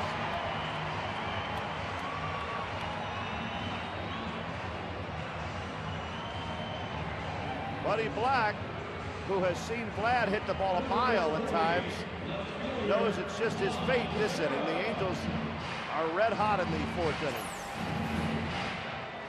Another breaking pitch was up enough for Vlad to be able to at least get some of the bat, the good part of the bat. Look at that extension. That hip is flying open, but still strong enough to fight it off in the right field. Maybe that's one of those hits. We talk about Mike Napoli getting a flare in the outfield for a base hit, maybe gets him going. Same thing with Vlad. Rivera, the 9th man to hit in the inning already.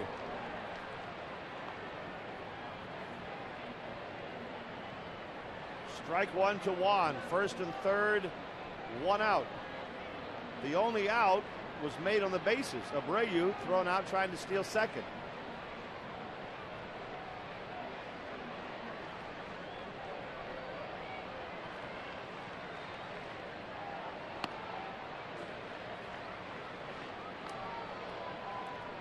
It's 1-1 to Juan Rivera.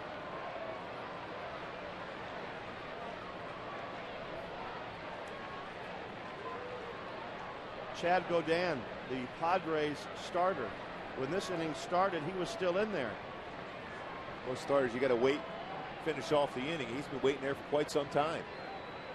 Now with 8 Ernies. Toward the right field line, Giles is there to catch it. Vlad's going to second, and he's out. Wow.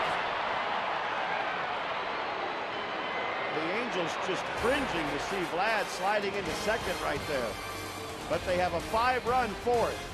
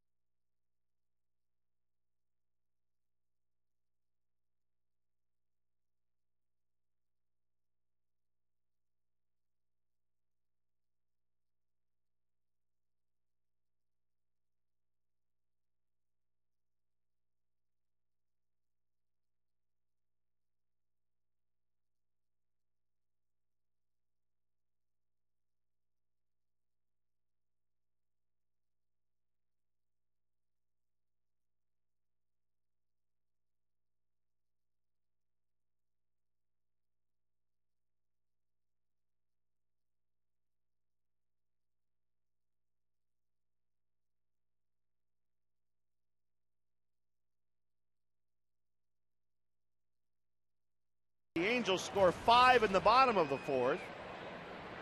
Already plenty of offense as we go to the 5th inning. And Matt Palmer has a golden opportunity to go to 6-0 now. Long half inning had to sit through, but Mike Butcher talked to him right away after the last inning. Basically tell him, hey, you need to be more aggressive. Get that baseball, pick up the pace, and throw some strikes, early strikes.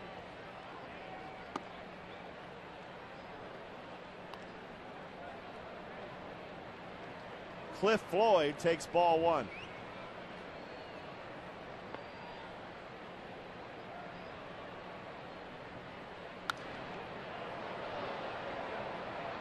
In the air, foul. And here was Butcher after the top half of the fourth, right in Palmer's ear. I mean, literally, that's being in somebody's ear. And Mike's telling him, be aggressive. And, of course, don't just abandon all your secondary pitches, too. Don't just get into throwing nothing but fastballs. Use that curveball also in your changeup. Floyd hits it up the middle, but that's where Ibar is. The shift was on. Floyd's out.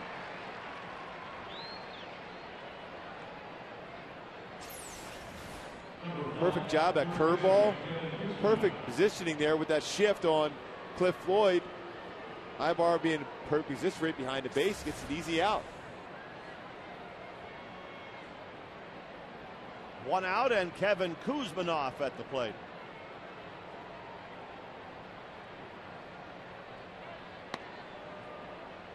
Curveball inside. Battle of the Bay going on up north. Giants 3, Oakland nothing. Top of the 7th inning in that one.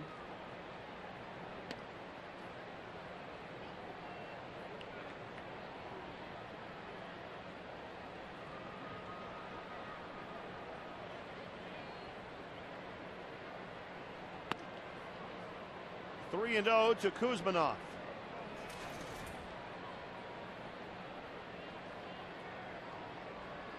It's a fastball. Matt Palmer's got to throw right down the middle of the plate. I thought you just said Butcher told him to use his secondary pitches and not just throw the fastball down the middle. Well, it's 3-0. Throw the fastball down the middle part of the plate when you're up by 5. Okay.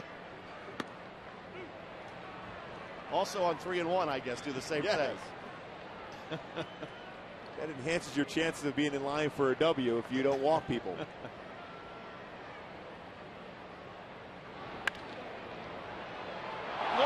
Ibar able to come up with it.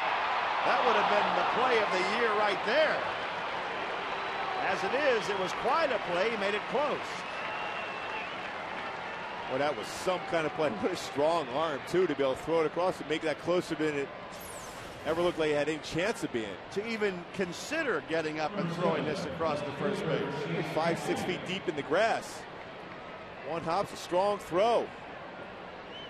Scoop 2 by Kenny Morales, but what a play. Amazingly strong arm. It's a single for Kuzminoff, his 2nd hit of the night. Chase Headley up there for the Padres. That's hit number 9 for the Padres.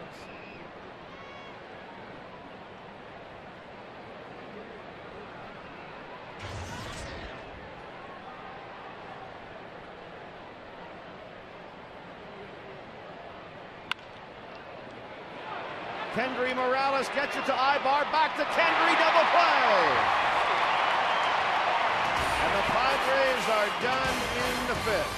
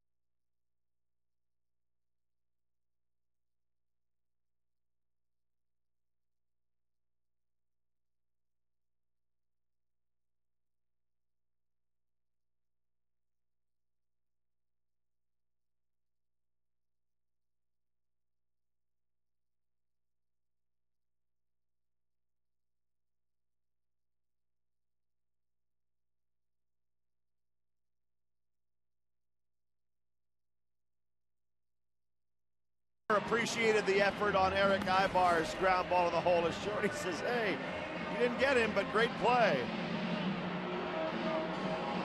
Palmer, nice job getting that double play.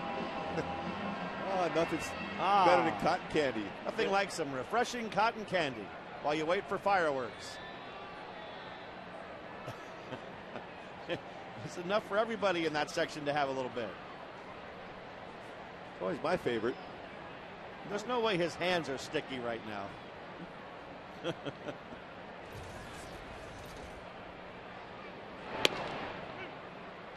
Kendry Morales hit a home run last time up.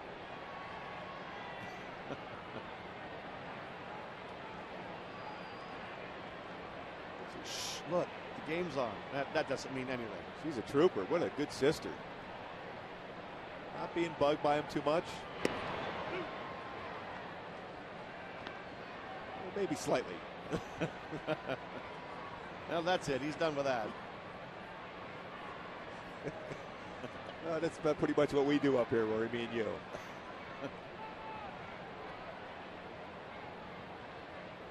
Then there was the guy on the other side just waiting it out. Here's Morales, last inning. Boy, what a swing, and he knew it. Way out, left central.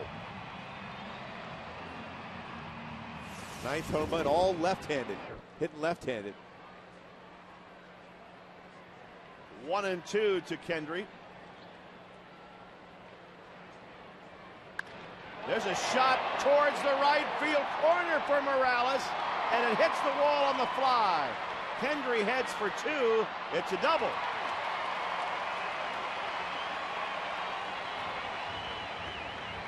He almost hit him out in back-to-back at-bats. And that would have been to an entirely different part of the ballpark. Pitcher was elevated. What a great job of keeping the hips in and driving that ball to right field. The Angels with some extra base hits today. They have 14 hits, and we're only in the fifth inning. Meiser is Turris is 2 for 2.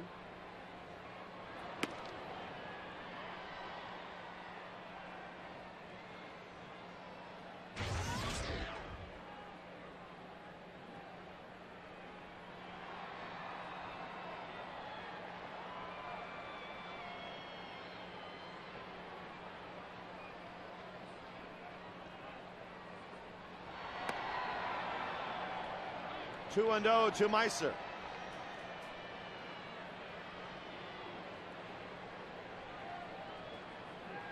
We were looking forward to Joe Saunders and Jake Peavy tomorrow night, but Peavy's hurt. He won't be able to make that start.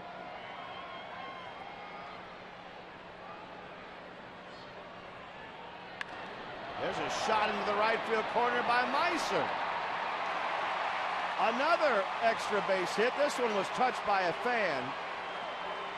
So that's a ground rule double for his Turris.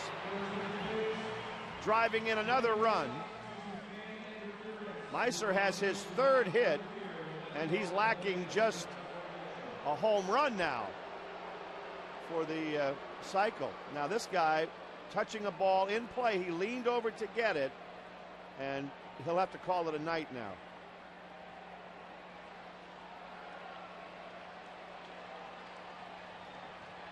Meiser, this getting an opportunity to play second base today. Turned a great double play earlier. Another good swing for Meiser. Fastball that was supposed to be on the outside part of the plate. Short, compact swing. Inner half. And reaching over. It's amazing how he's able to still, even though the front hip had opened up, see how short his hands were on that one. Good power for Meiser. Speaking of power, he does not have a home run this year. But if he hits one tonight, he'll hit for the cycle. He has the single, the double, and the triple already. He'll get at least a couple more at-bats if he stays in the game.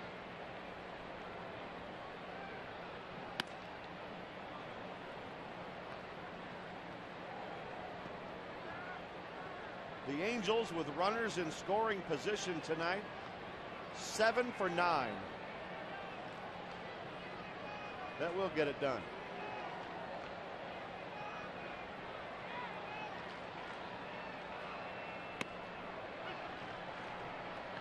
Two and one to Napoli.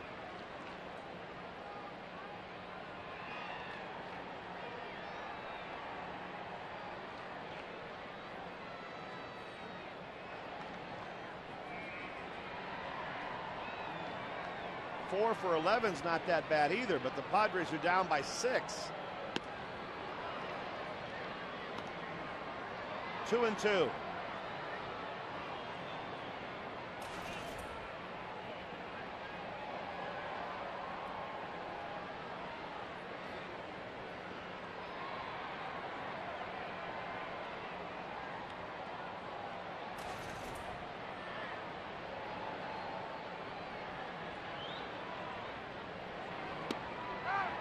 Napoli is called out on strikes.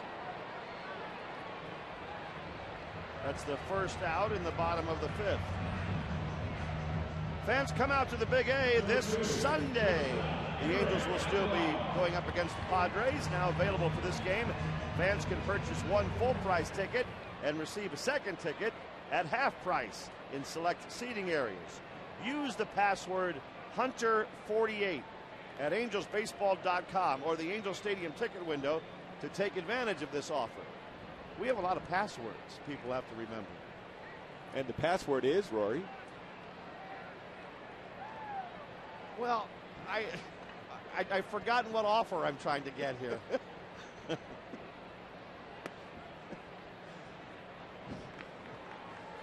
Here's some money. You can't Just go give wrong me with whatever Hunter. you can give me. You can always put Hunter in there. Yeah, Hunter. There we go. There he is right now. Yep. And that was the password. Well, what about Hunter48? Well, that was the other one. There it is. Hunter48. There it is. There's the password. 1-0 to Ibar. Do you have any passwords for Dean Chance yet? I need the password for Dean Chance. It got me the other day on the trivia question on that one. I know you've guessed Dean Chance every single night, except the night that was the answer. You know you're red hot. Ibar bloops one into shallow center, caught by Rodriguez, and a double play is Turris is doubled off the second. That was not the password.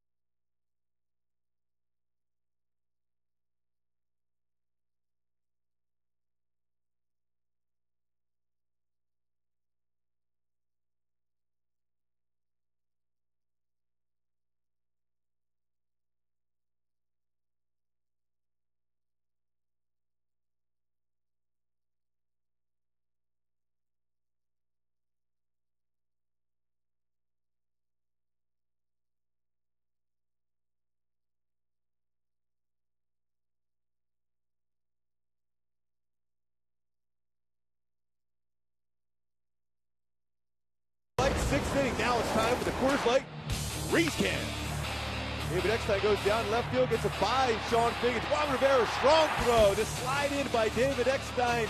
Gets to the bag before Meister applies the tag.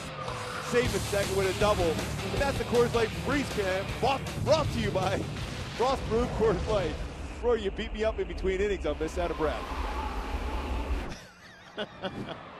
had to find something to do. Matt Palmer's still in there, working into the 6th, leading it by 6.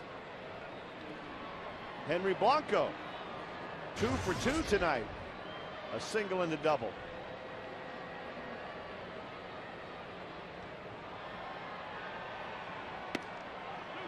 This is a little discouraging for the Padres, not the most explosive team in the world. They have 4 runs, 9 hits through 5 innings, and they're down by 6. You know, I was talking to Buddy Black before the game about how they've been pretty good this year, considering coming into the season, the expectation relatively low. He said every given night with their 5-man rotation, they felt pretty comfortable about they could win a game. But now Jake Peavy being out tomorrow night, that's definitely throws them in a tailspin. 2-2. 2-2 to Blanco.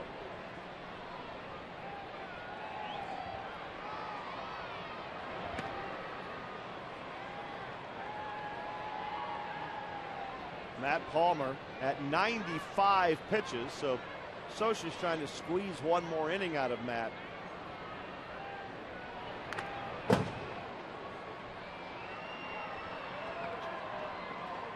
How long until they'll know whether or not Escobar can go down to that bullpen? The big thing, they got to quiet down his shoulder. And he felt really good there for a while. When he got around that 75 pitch mark, working his way to 90, is Orlando Mercado getting a call from Mike Butcher to get that bullpen working. Fly ball, right center field. And Bobby Abreu takes care of it.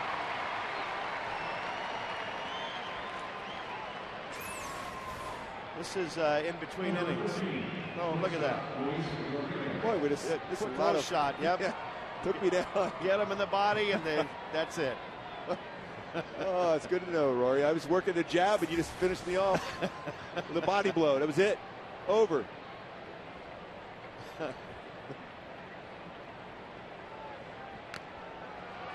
Canseco just called for you, by the way. He's trying to get a W Trying to get a hold of you. Yeah. Look at that jab. Yep. Technique. Oh, killed me. Oh. Well, that's not fair.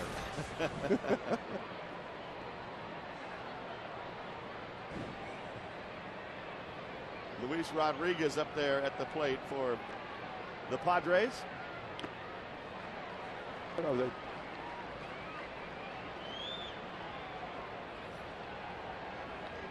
No balls, 2 strikes. This next pitch will be number 100 for Matt Palmer on the night. Getting back to Escobar real quickly about that. His arm, if it responds next week, he'll be down in the bullpen, and Mike Scioscia will gradually get him into a more effective role as far as getting how quick he can get ready to be able to come into key spots.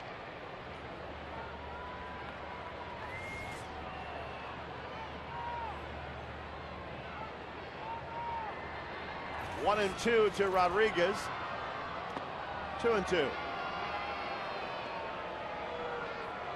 The Angels with 10 runs on 15 hits tonight. And Darren Oliver getting ready in the Angel pen.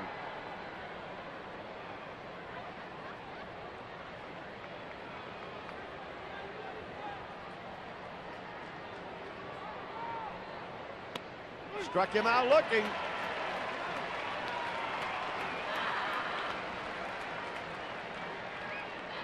Palmer's retired 3 in a row. Was a backdoor cut fastball. Started off the outside corner and brought it back just to be able to catch the corner for the strikeout. His 3rd of the night.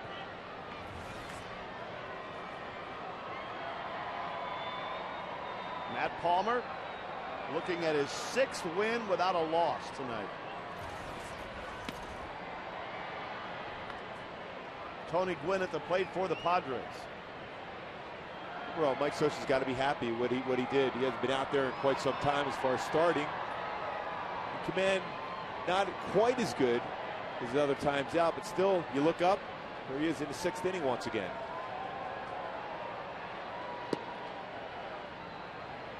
Well, you can look at all the stats you want, but when a guy is 6-0 I'll take him. Palmer's been winning games.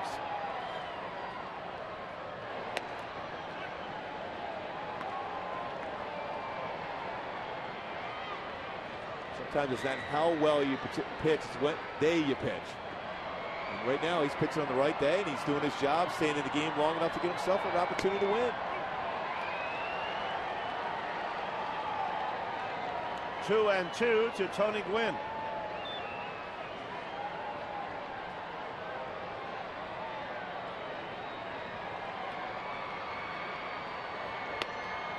Oh man, that was very close.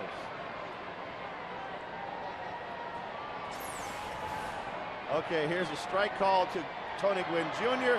Tony Gwynn Sr. says, no, that's not a strike. But he gets a base hit just like his daddy used to do.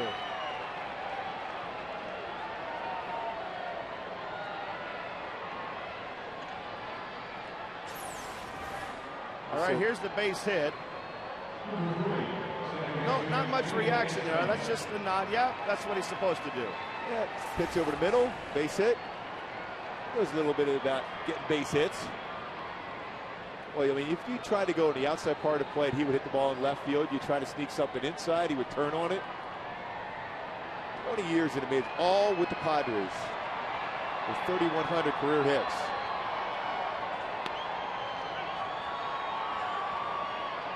David Eckstein up there now for the Padres.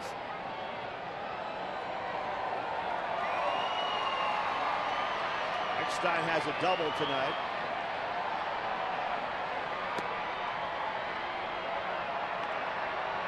Tony Gwynn got the coach Strasburg down, the #1 overall pick with San Diego State. That must have been fun to sit back and watch your #1 guy in your rotation throwing about 102, 103.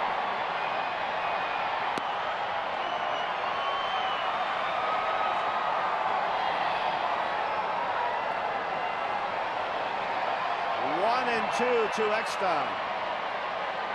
Now the question is, can the Washington Nationals sign him?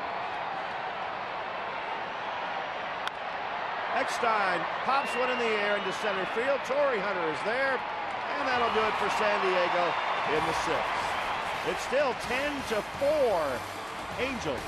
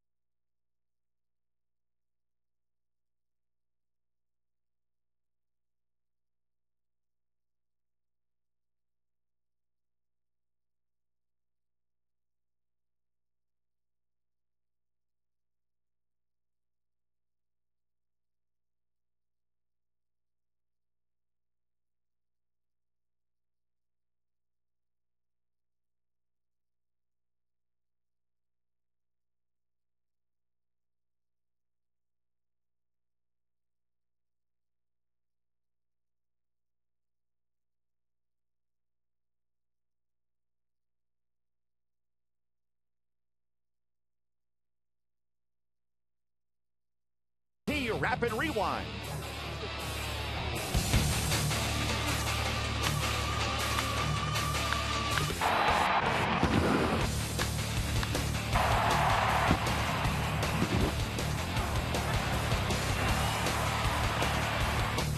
AT&T, the nation's fastest 3G network. AT&T, your world delivered. That was a nice smile, Matt Palmer flash coming off the field, wasn't it? Yeah, he got an opportunity again to start, put himself in position to get a win. They're tough last couple days of that road trip, too. I mean, it was a tough road trip. We talked about it before they left on that long one, that these are 3 places they've had their struggles with, but yet it started off pretty good, but his last 2 in Tampa definitely were not where they anticipated having those type of performances. Bottom of the 6th, top of the order for the Angels. Clay Meredith on the mound for the Padres. Delivers strike 1.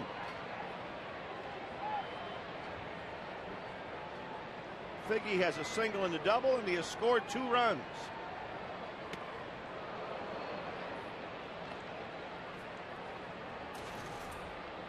Clay Meredith, a 6-footer, about 190 pounds, out of Richmond, Virginia.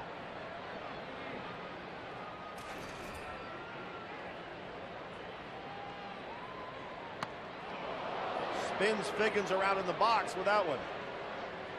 Meredith is definitely prototypical sinker slider guy. Doesn't have an overpowering fastball. Tries to sink it. 84 to 88 and a slider. Eckstein takes one away from Figgins. Well, I'm sure Matt Palmer's night is done, but a good strong 6 innings and a good shot at a win. Like seeing that, giving that appreciation to his battery mate behind there. Mike Napoli did a nice job of getting through some tough times. Certain parts of the game, 2nd and 3rd inning, he had some command issue, but Mike Napoli got him through it.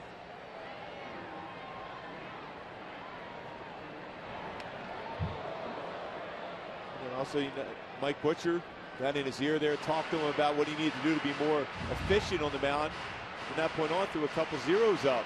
And the big moment was early when he got the Padres to leave the bases loaded in the 2nd inning.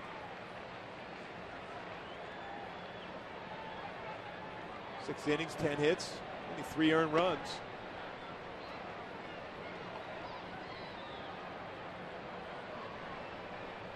Two and 0 to Bobby Abreu.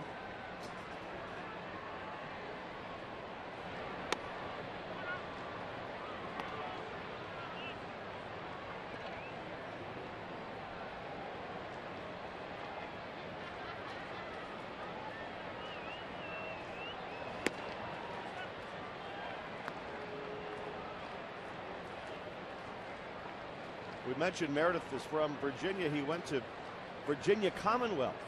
Played baseball there for 3 years.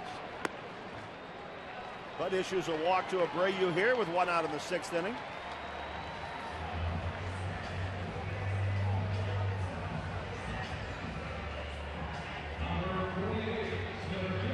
And now Torrey Hunter up there again.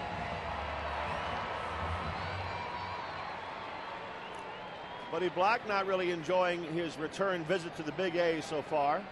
At least not as far as the game is concerned.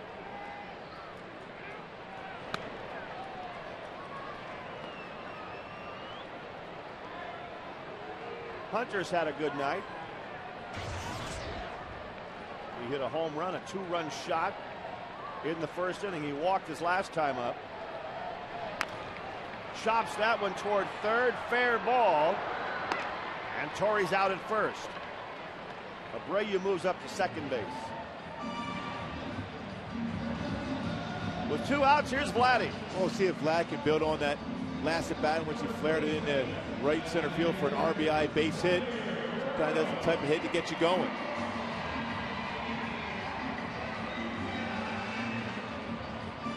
A bloop hit to knock in a run last time up for Vlad.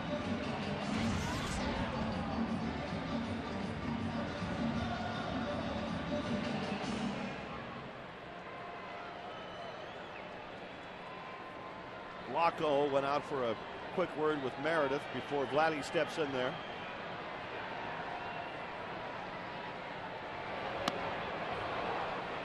Vladdy flailing away. That slider again off the outside part of the plate.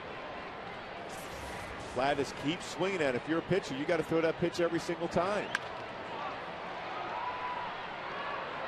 Rodriguez throws Vlad out this time. And the Angels are done in the 6th, but they lead the Padres 10-4.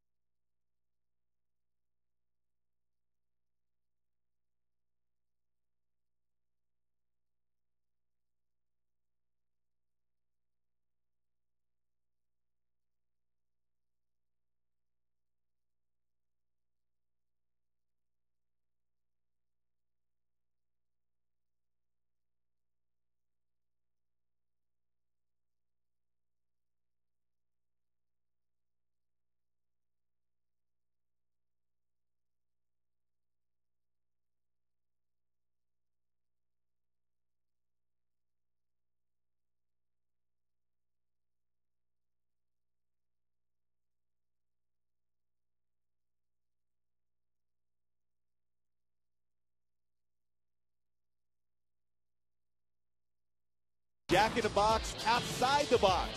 This is some great base running, and Mike now hits that flare to right field for a double. Here's with no outs, but Meister stores great read, picks up Dino Abel third base, and easily scores on a ball. No chance for him he would be able to go home on that one. That was outside the box by breaking it up by scoring from first base on a flare to the right by Meister Stores. Seventh inning, Darren Oliver is the new pitcher for the Angels. After Matt Palmer's 6. Dio's 1-0 this year. Left-hander coming in.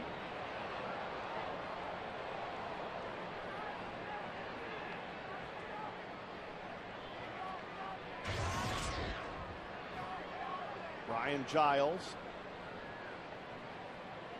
walked last time up. He also has a double tonight.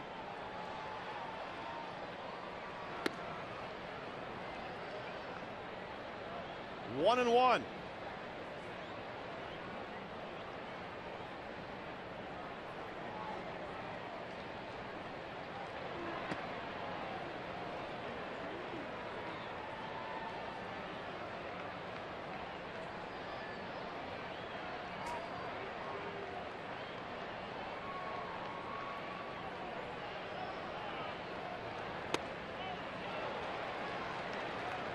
The Giants beat the Oakland A's 3-0 tonight. Interleague matchup in Northern California, and that'll be the next stop for the Angels. They go to San Francisco after this series. And there's a shot for a base hit by Giles. Well, both teams are swinging the bats tonight. Well, how about the Firestone leaderboard? National League leaders in home runs. This is the leader, Adrian Gonzalez, 22. Then Ibanez and Pujols. Ryan Howard. What about Raul Ibanez, what he's done for the Phillies? You think the Mariners miss him a little bit? 21 home runs already. That big 3-run home run in the 10th inning against the Mets to beat them the other day. They ended up winning that series against New York. The Angels faced the American League home run leader, Carlos Pena, in the last series. And now the NL leader here in Gonzalez for the next few days.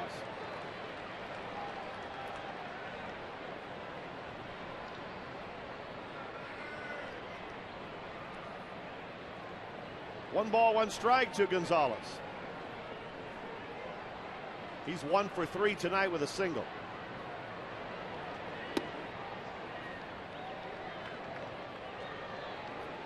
Two and one.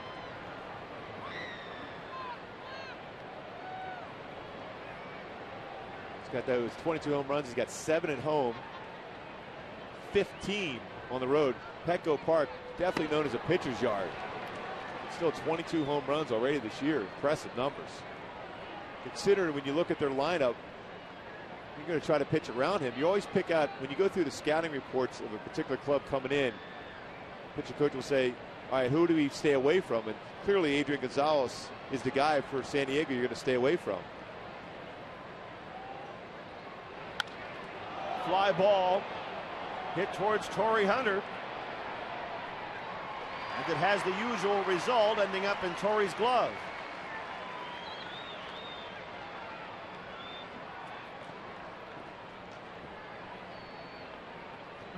Hunter looking over and smiling towards Juan Rivera right there.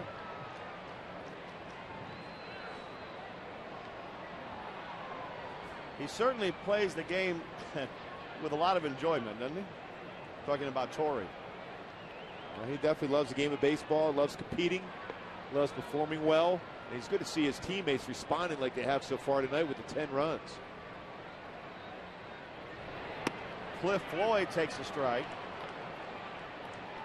The Angels have 15 hits tonight. The Padres have 11.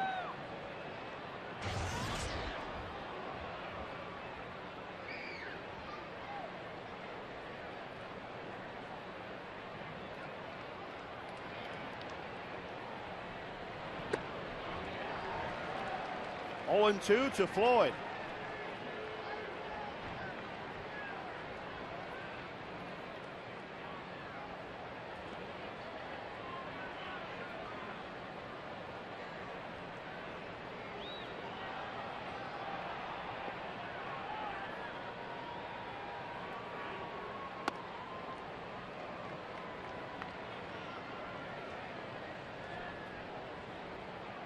In the AL West tonight, we mentioned Oakland lost to San Francisco, but Texas won.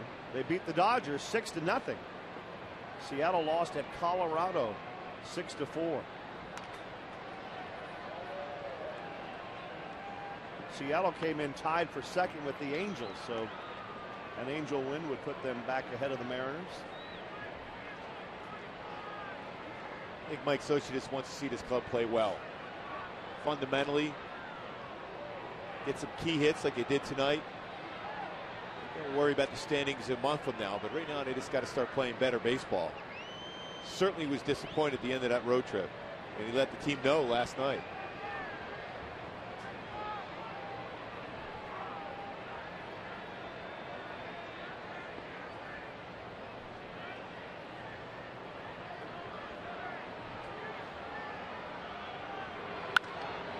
Floyd hits that one to deep center. Torrey Hunter has to go back on it.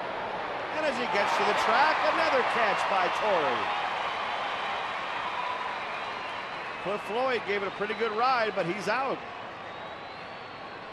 Fans, Angels Baseball wants to give you a chance to sit in the Chevy Suite Seats, located on the field next to third base, and a chance to win the all-new Chevy Camaro. Text Camaro to 31826 or go to angelsbaseball.com/Camaro. Standard rates apply. Chevy, the official ride of Angels baseball. 2 outs. Kevin Kuzminoff fouls one back.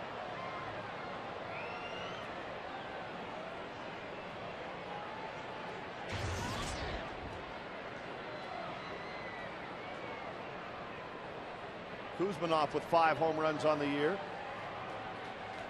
And a couple of hits tonight. Hits one in the air, and that one is well hit. That sends Rivera and Hunter back. But this time, nobody catches it. It's a 2-run shot for Kevin Kuzminoff of the Padres. And it's now 10-6 Angels. But Cliff Floyd just missed hit, went out the batter before. Kuzminoff showing some power on that swing. 6th home run of the season. Floyd drilled his, but it stayed in the park right into the 400-foot sign. But this one was more to left center field, and that was not going to be caught. Yeah, you can see Mike Napoli was setting up inside there and trying to get the fastball in. That's the spot where he wanted to go, but it left it over just enough where Kuzminoff was able to get the bat out. Boy, and he drove that out one far left center. Chase Headley swings through one. And that home run by Kevin Kuzminoff means another $13,000 has been raised to support prostate cancer research. To make a donation, call 800-798-CURE or go online to www.pcf.org. 7th inning stretch at the Big A. Angels 10, Padres 6.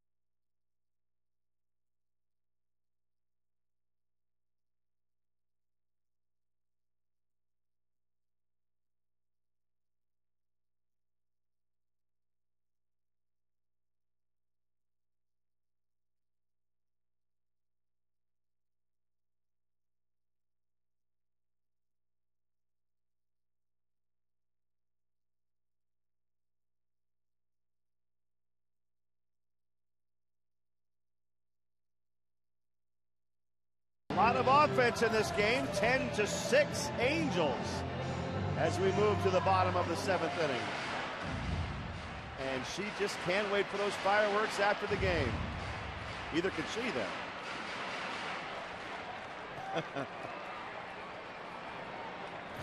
Like you, bro. You love the fireworks.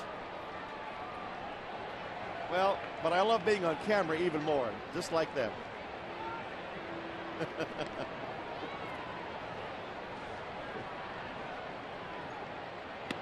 Juan Rivera leading off the bottom of the 7th inning.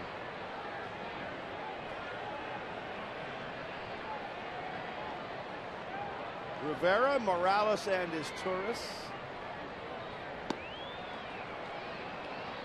The Padres, 6 runs on 12 hits, which is a lot for a lot of teams, especially San Diego, but they're down by 4 because the Angels have had a couple of big innings, including a 5-run 4th.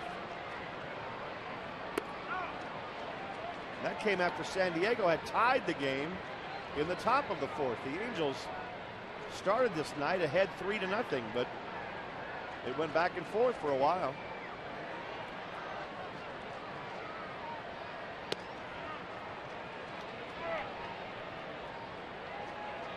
No swing.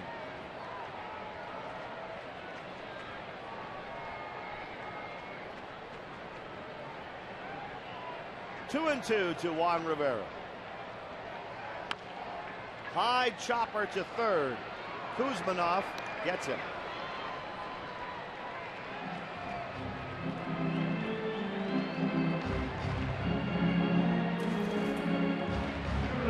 One out, Kendry Morales coming up. It turned out to be a great crowd here tonight. A little bit of a gloomy night earlier, cloudy and cool. See, raining on the way down from my drive from the valley, San Fernando Valley. Driving down, it was raining. Nothing too significant though, right? No, but just considering how hot and humid it was in Tampa, it actually felt pretty good. Yes. Another chopper, this one to second base. 2 outs. Good hustle by Kendry down the line, though. Pretty close. He almost beat that out for an infield hit.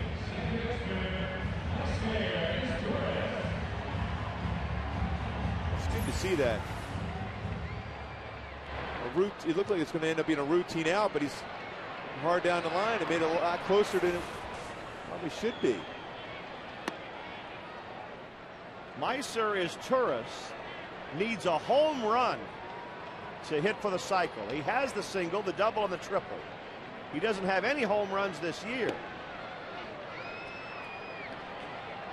It's all probably part of the speech Mike Scioscia had last night after the game. He wanted every single ball hit. He wanted them to run down hard down the line.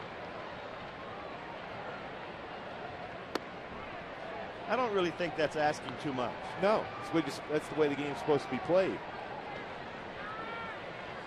2-1 count for Meiser. More likely to get a fastball. Who knows? Pretty good swing at an inside fastball. That was a mistake pitch. There's a guy that throws that sinker off the outside part of the plate. That was on the inner half. Get a chance to get that fastball in. He turned it down the line. Well, he was thinking, cycle. Yeah, he was thinking about hooking that one inside the foul pole. And there's no doubt he knows he's just a home run short.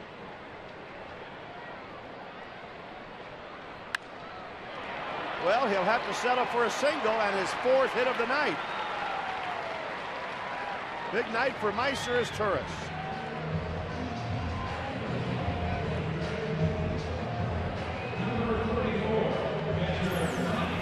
He's 4 for 4 now. Pitch on the outside part of the plate. Good swing. That's what you want. You had your one swing to try to lift the ball and get it out of there, but after that, get back to your good swing and go the other way. And that's what he did for a base hit.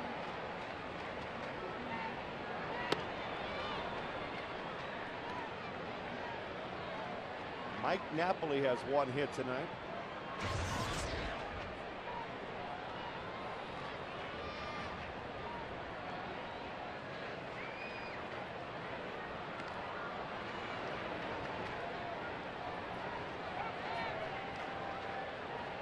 It's 0-1 to Napoli. Clay Meredith, the third pitcher for the Padres tonight, misses outside.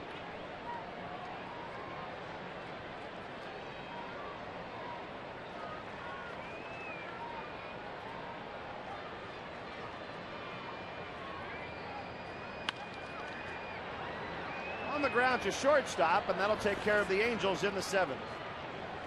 After 7, the Angels 10, the Padres 6.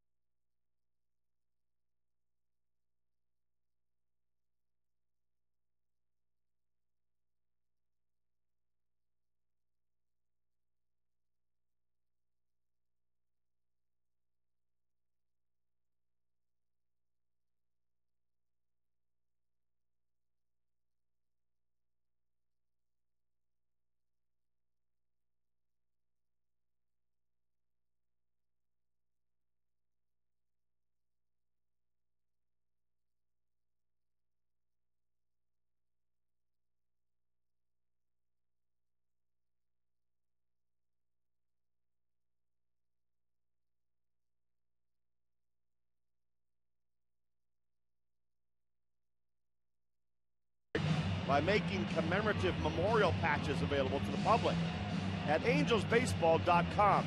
Net proceeds will be distributed to the Angels Baseball Foundation to local charities in honor of Nick. The organization will continue extending our support not only to the Adenhart family, of course, but to those of Henry Pearson, Courtney Stewart, and John Wilhite as well. We're in the 8th inning here at the Big A, and Justin Spire enters the ball game for the Angels. He comes in with the Angels up by 4 in the 8th.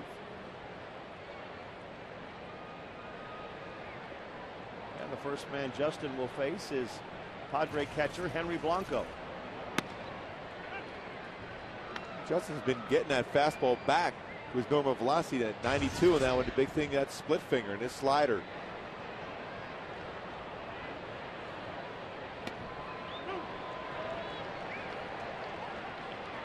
Oh, 0-2 to Blanco.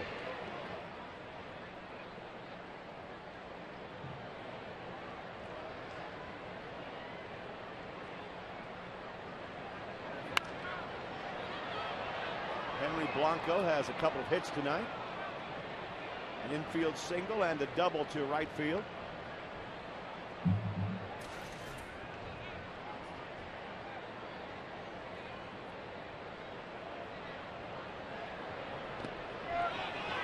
If that's strike 3, and it is, he has a chance to reach base. Out! The throw from way behind the plate by Mike Napoli. Some kind of play. Boy, that looked like Blanco was going to be safe at first without much question. All the way to the backstop, that split finger. Tried to block it into dirt. Straight downward action. Check swings going on it.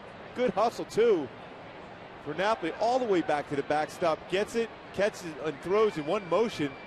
Get Blanco by a half a step. That looked like it might hit Blanco also. Not an easy play for a first baseman too, as the baseball's coming in as the runner's coming down the line. A dangerous play.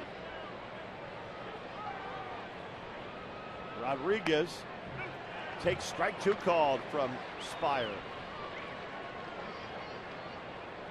Every Padre has at least one hit, except Rodriguez. He does have a sacrifice bunt.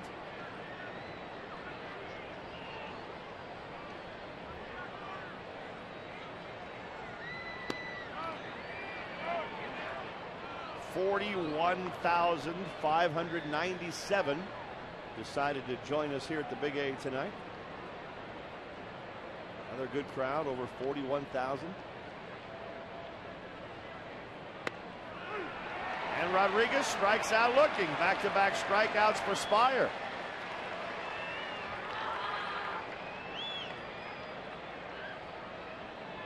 Another good pitch for Justin. It's an opportunity. There's certainly some spots open in Mike Scioscia's bullpen. He's had success there before. Good running fastball. It's the outside corner.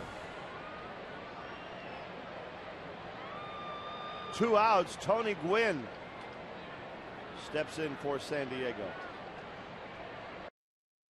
0-1.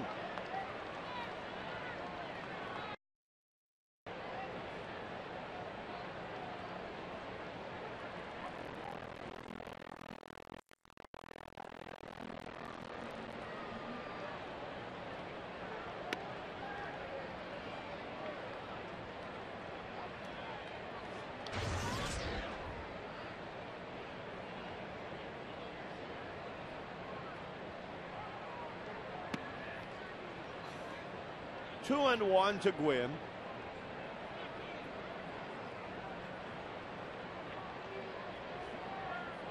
Batting in the leadoff spot.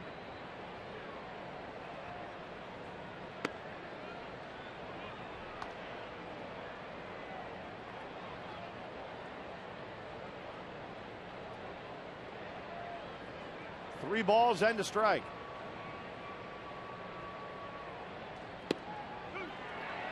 Full count.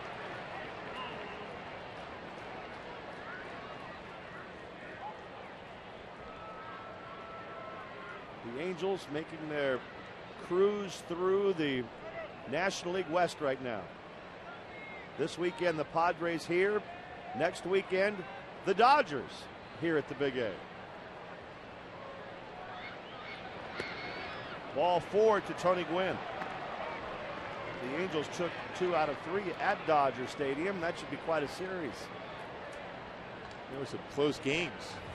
The important thing is just to get the momentum going. Just play one good game and then go from there. If you do that, you got a chance.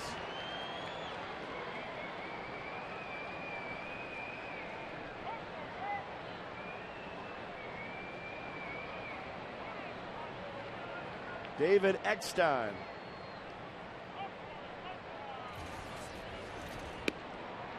Takes strike one.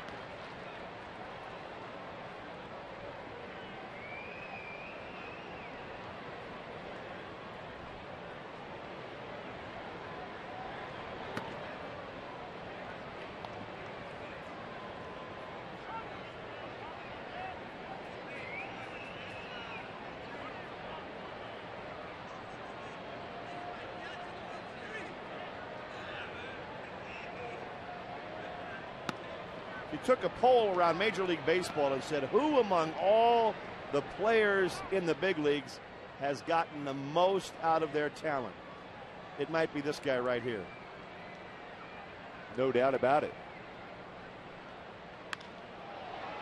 And he pulls one foul down the third base line.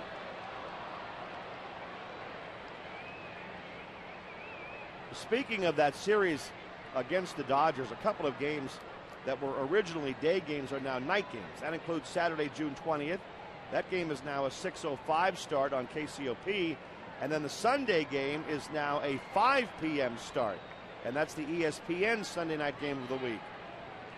So if you're confused by all that, you can always go to angelsbaseball.com. Eckstein lines one at Figgins, and that's the inning. We head to the bottom of the 8th, 10-6, Angels.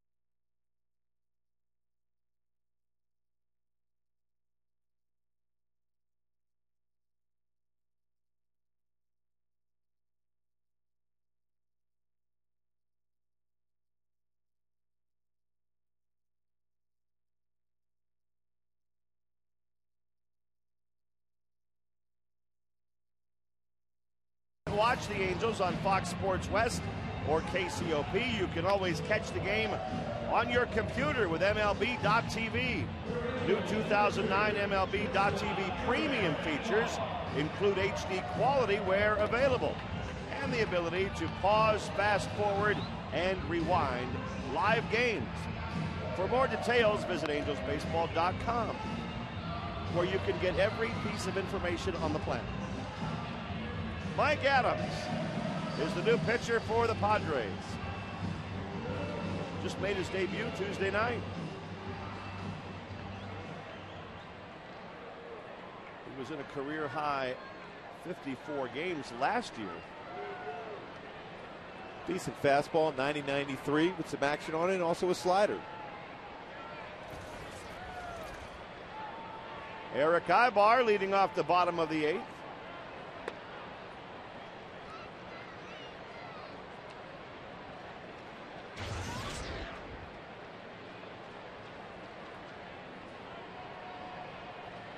Eric has a couple of base hits tonight.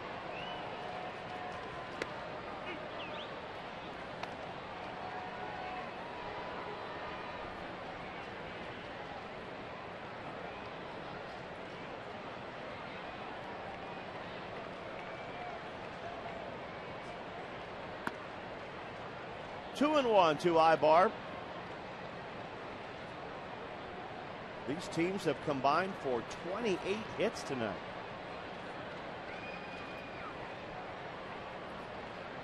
'16 by the Angels. Tony Gwynn will take care of that one. 1 out.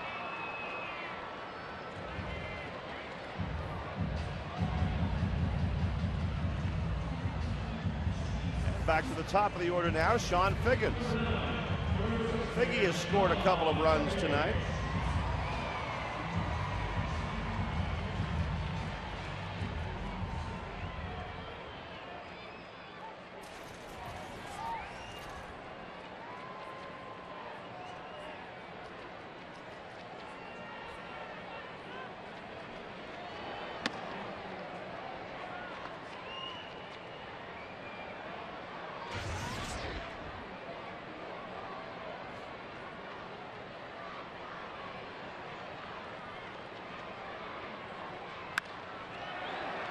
Another base hit for Figgins. He has 3 hits tonight, and that's the Angels' 17th hit of this game.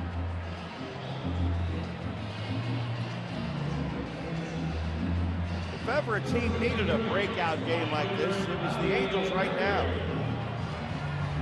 Mickey Hatcher's excited about what he saw out of his hitters. He's been working so hard to get him to get a good fastball counts, staying back, not flying open, centering that baseball and driving it. Figgins once again, big game.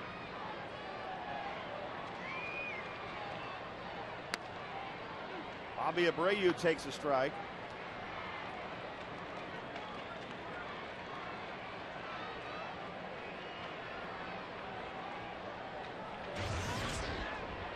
This is the season high for the Angels, 17 hits.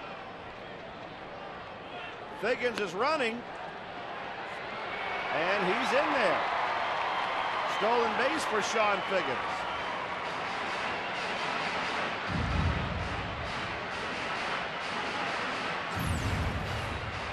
Pretty good jump. Sean Figgins, it's still a close game at 10-6. Got to be aggressive, get himself in scoring position.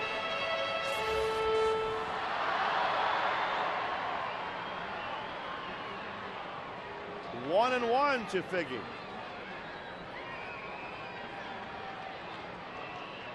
Or to Abreu, rather, with Figgy at second.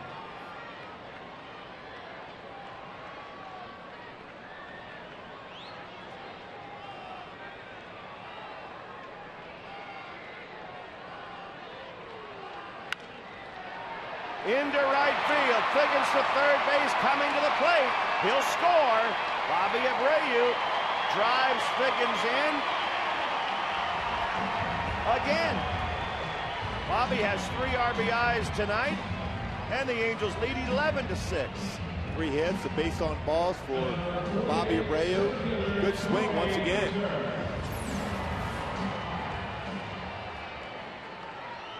Breaking pitch, it was up, a slider. Elevated enough for Bobby to get that base hit through the hole. That stolen base by Sean Figgins got in scoring position. Result, RBI for Bobby Abreu. Torrey Hunter takes strike one.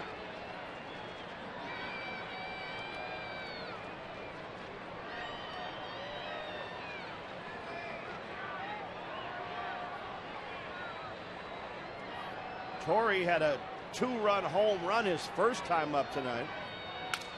Here's a broken back comebacker. And they just do get the one at second base.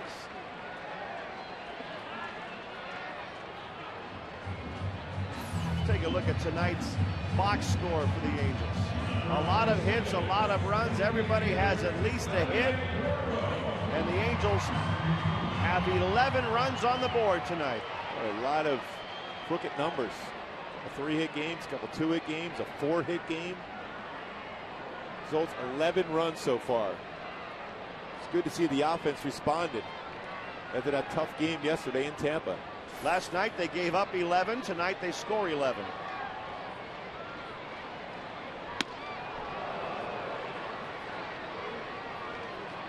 Vladdy had a bloop single to drive in a run in the 4th inning.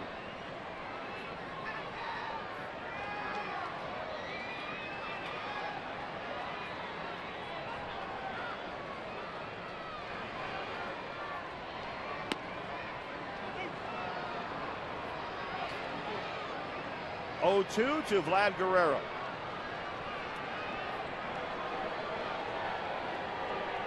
Jason Bolger looks like he'll pitch the 9th inning.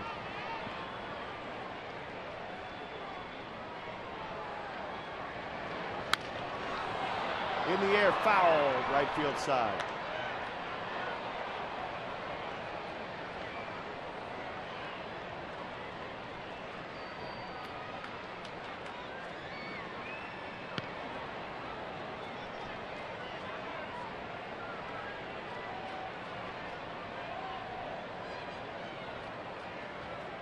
Mike Adams has given up 1 run here in the bottom of the 8th.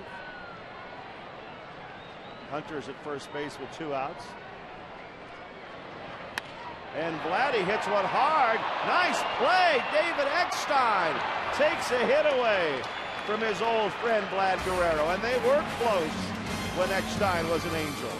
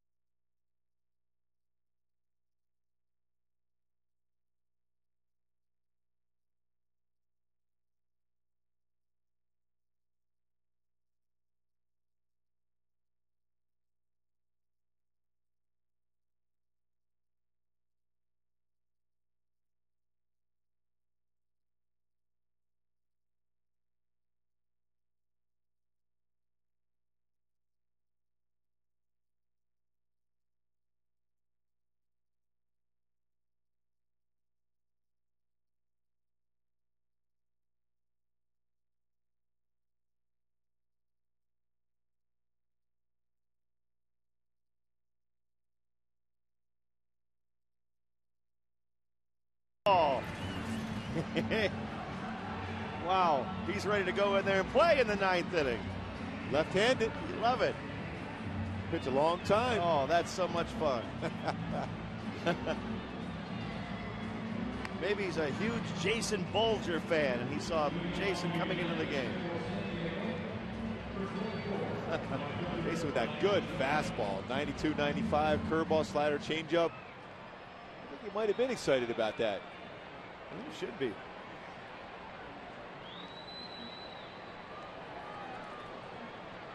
We go to the 9th inning. The Angels have a 5-run lead as Bolger comes in. Brian Giles leads off for the Padres. 1-0.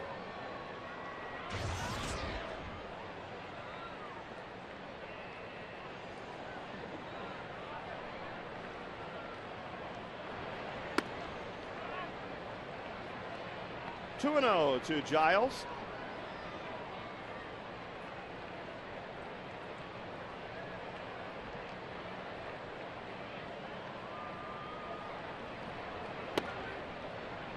Now 3-0. So Bolger coming in to pitch the 9th. And Napoli would like for him to throw strikes. Coming in with a 5-run lead. In this spot right now, the only way you allow the club to get back in there if you walk batters. You got to be aggressive, especially when you have that kind of stuff that Jason Bolger has. Just be aggressive, use that fastball, and then when you get ahead, finish them off with your curveball.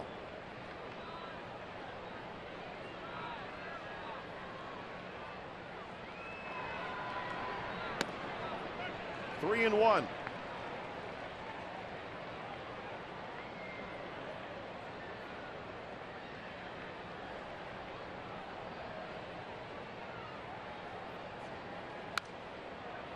Matt Palmer is the pitcher of record for the Angels, so he's on the verge of going to 6-0. He went 6 innings tonight.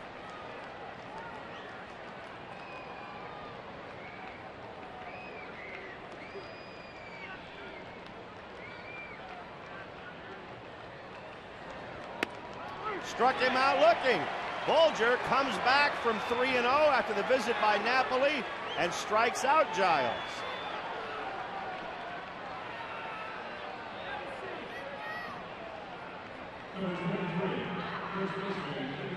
Buddy Black looking out as obviously they may have felt that one was just a touch outside. And that pitch, and Giles has still not quite made it into the dugout after that call. Wally Bell, the home plate umpire tonight.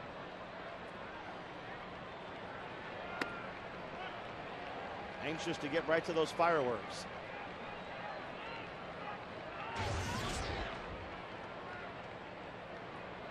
Adrian Gonzalez at the plate for the Padres.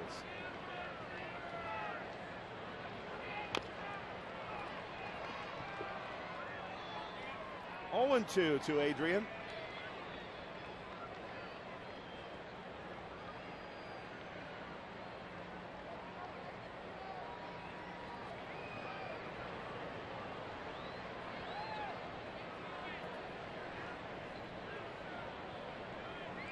Gonzalez, 22 home runs, leading the National League.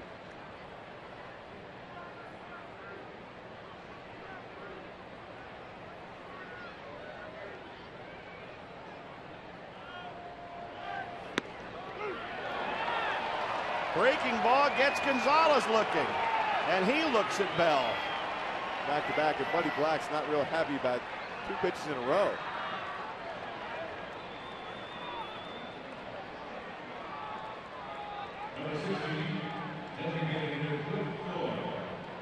Back-to-back batters called out on strikes. Curveball up in the zone. Might be able to make more of a case for that one than the first one. But as a pitcher, you of course think they're both perfect. no question. Well, they got a lot of the plate, both those pitches.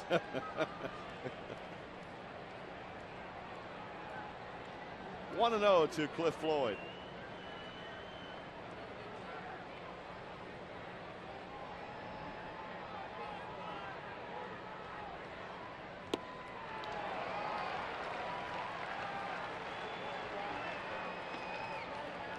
One ball, one strike. Floyd hit one to dead center field. Torrey was able to get back and make a nice play on that ball. It looked like he got it.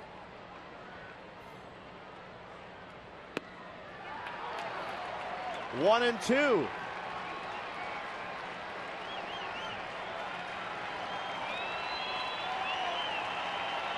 Padres are down to their last strike.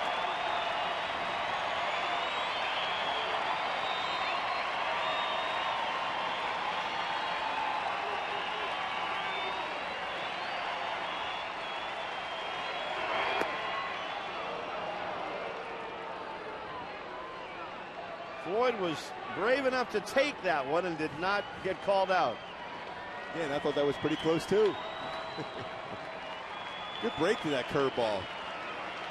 Jason Bolger trying to strike out the side to finish this up.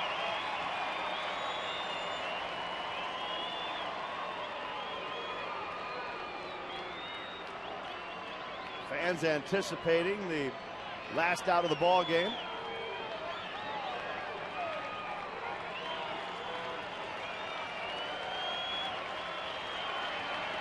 There he goes. He's out on strikes. Floyd's out swinging.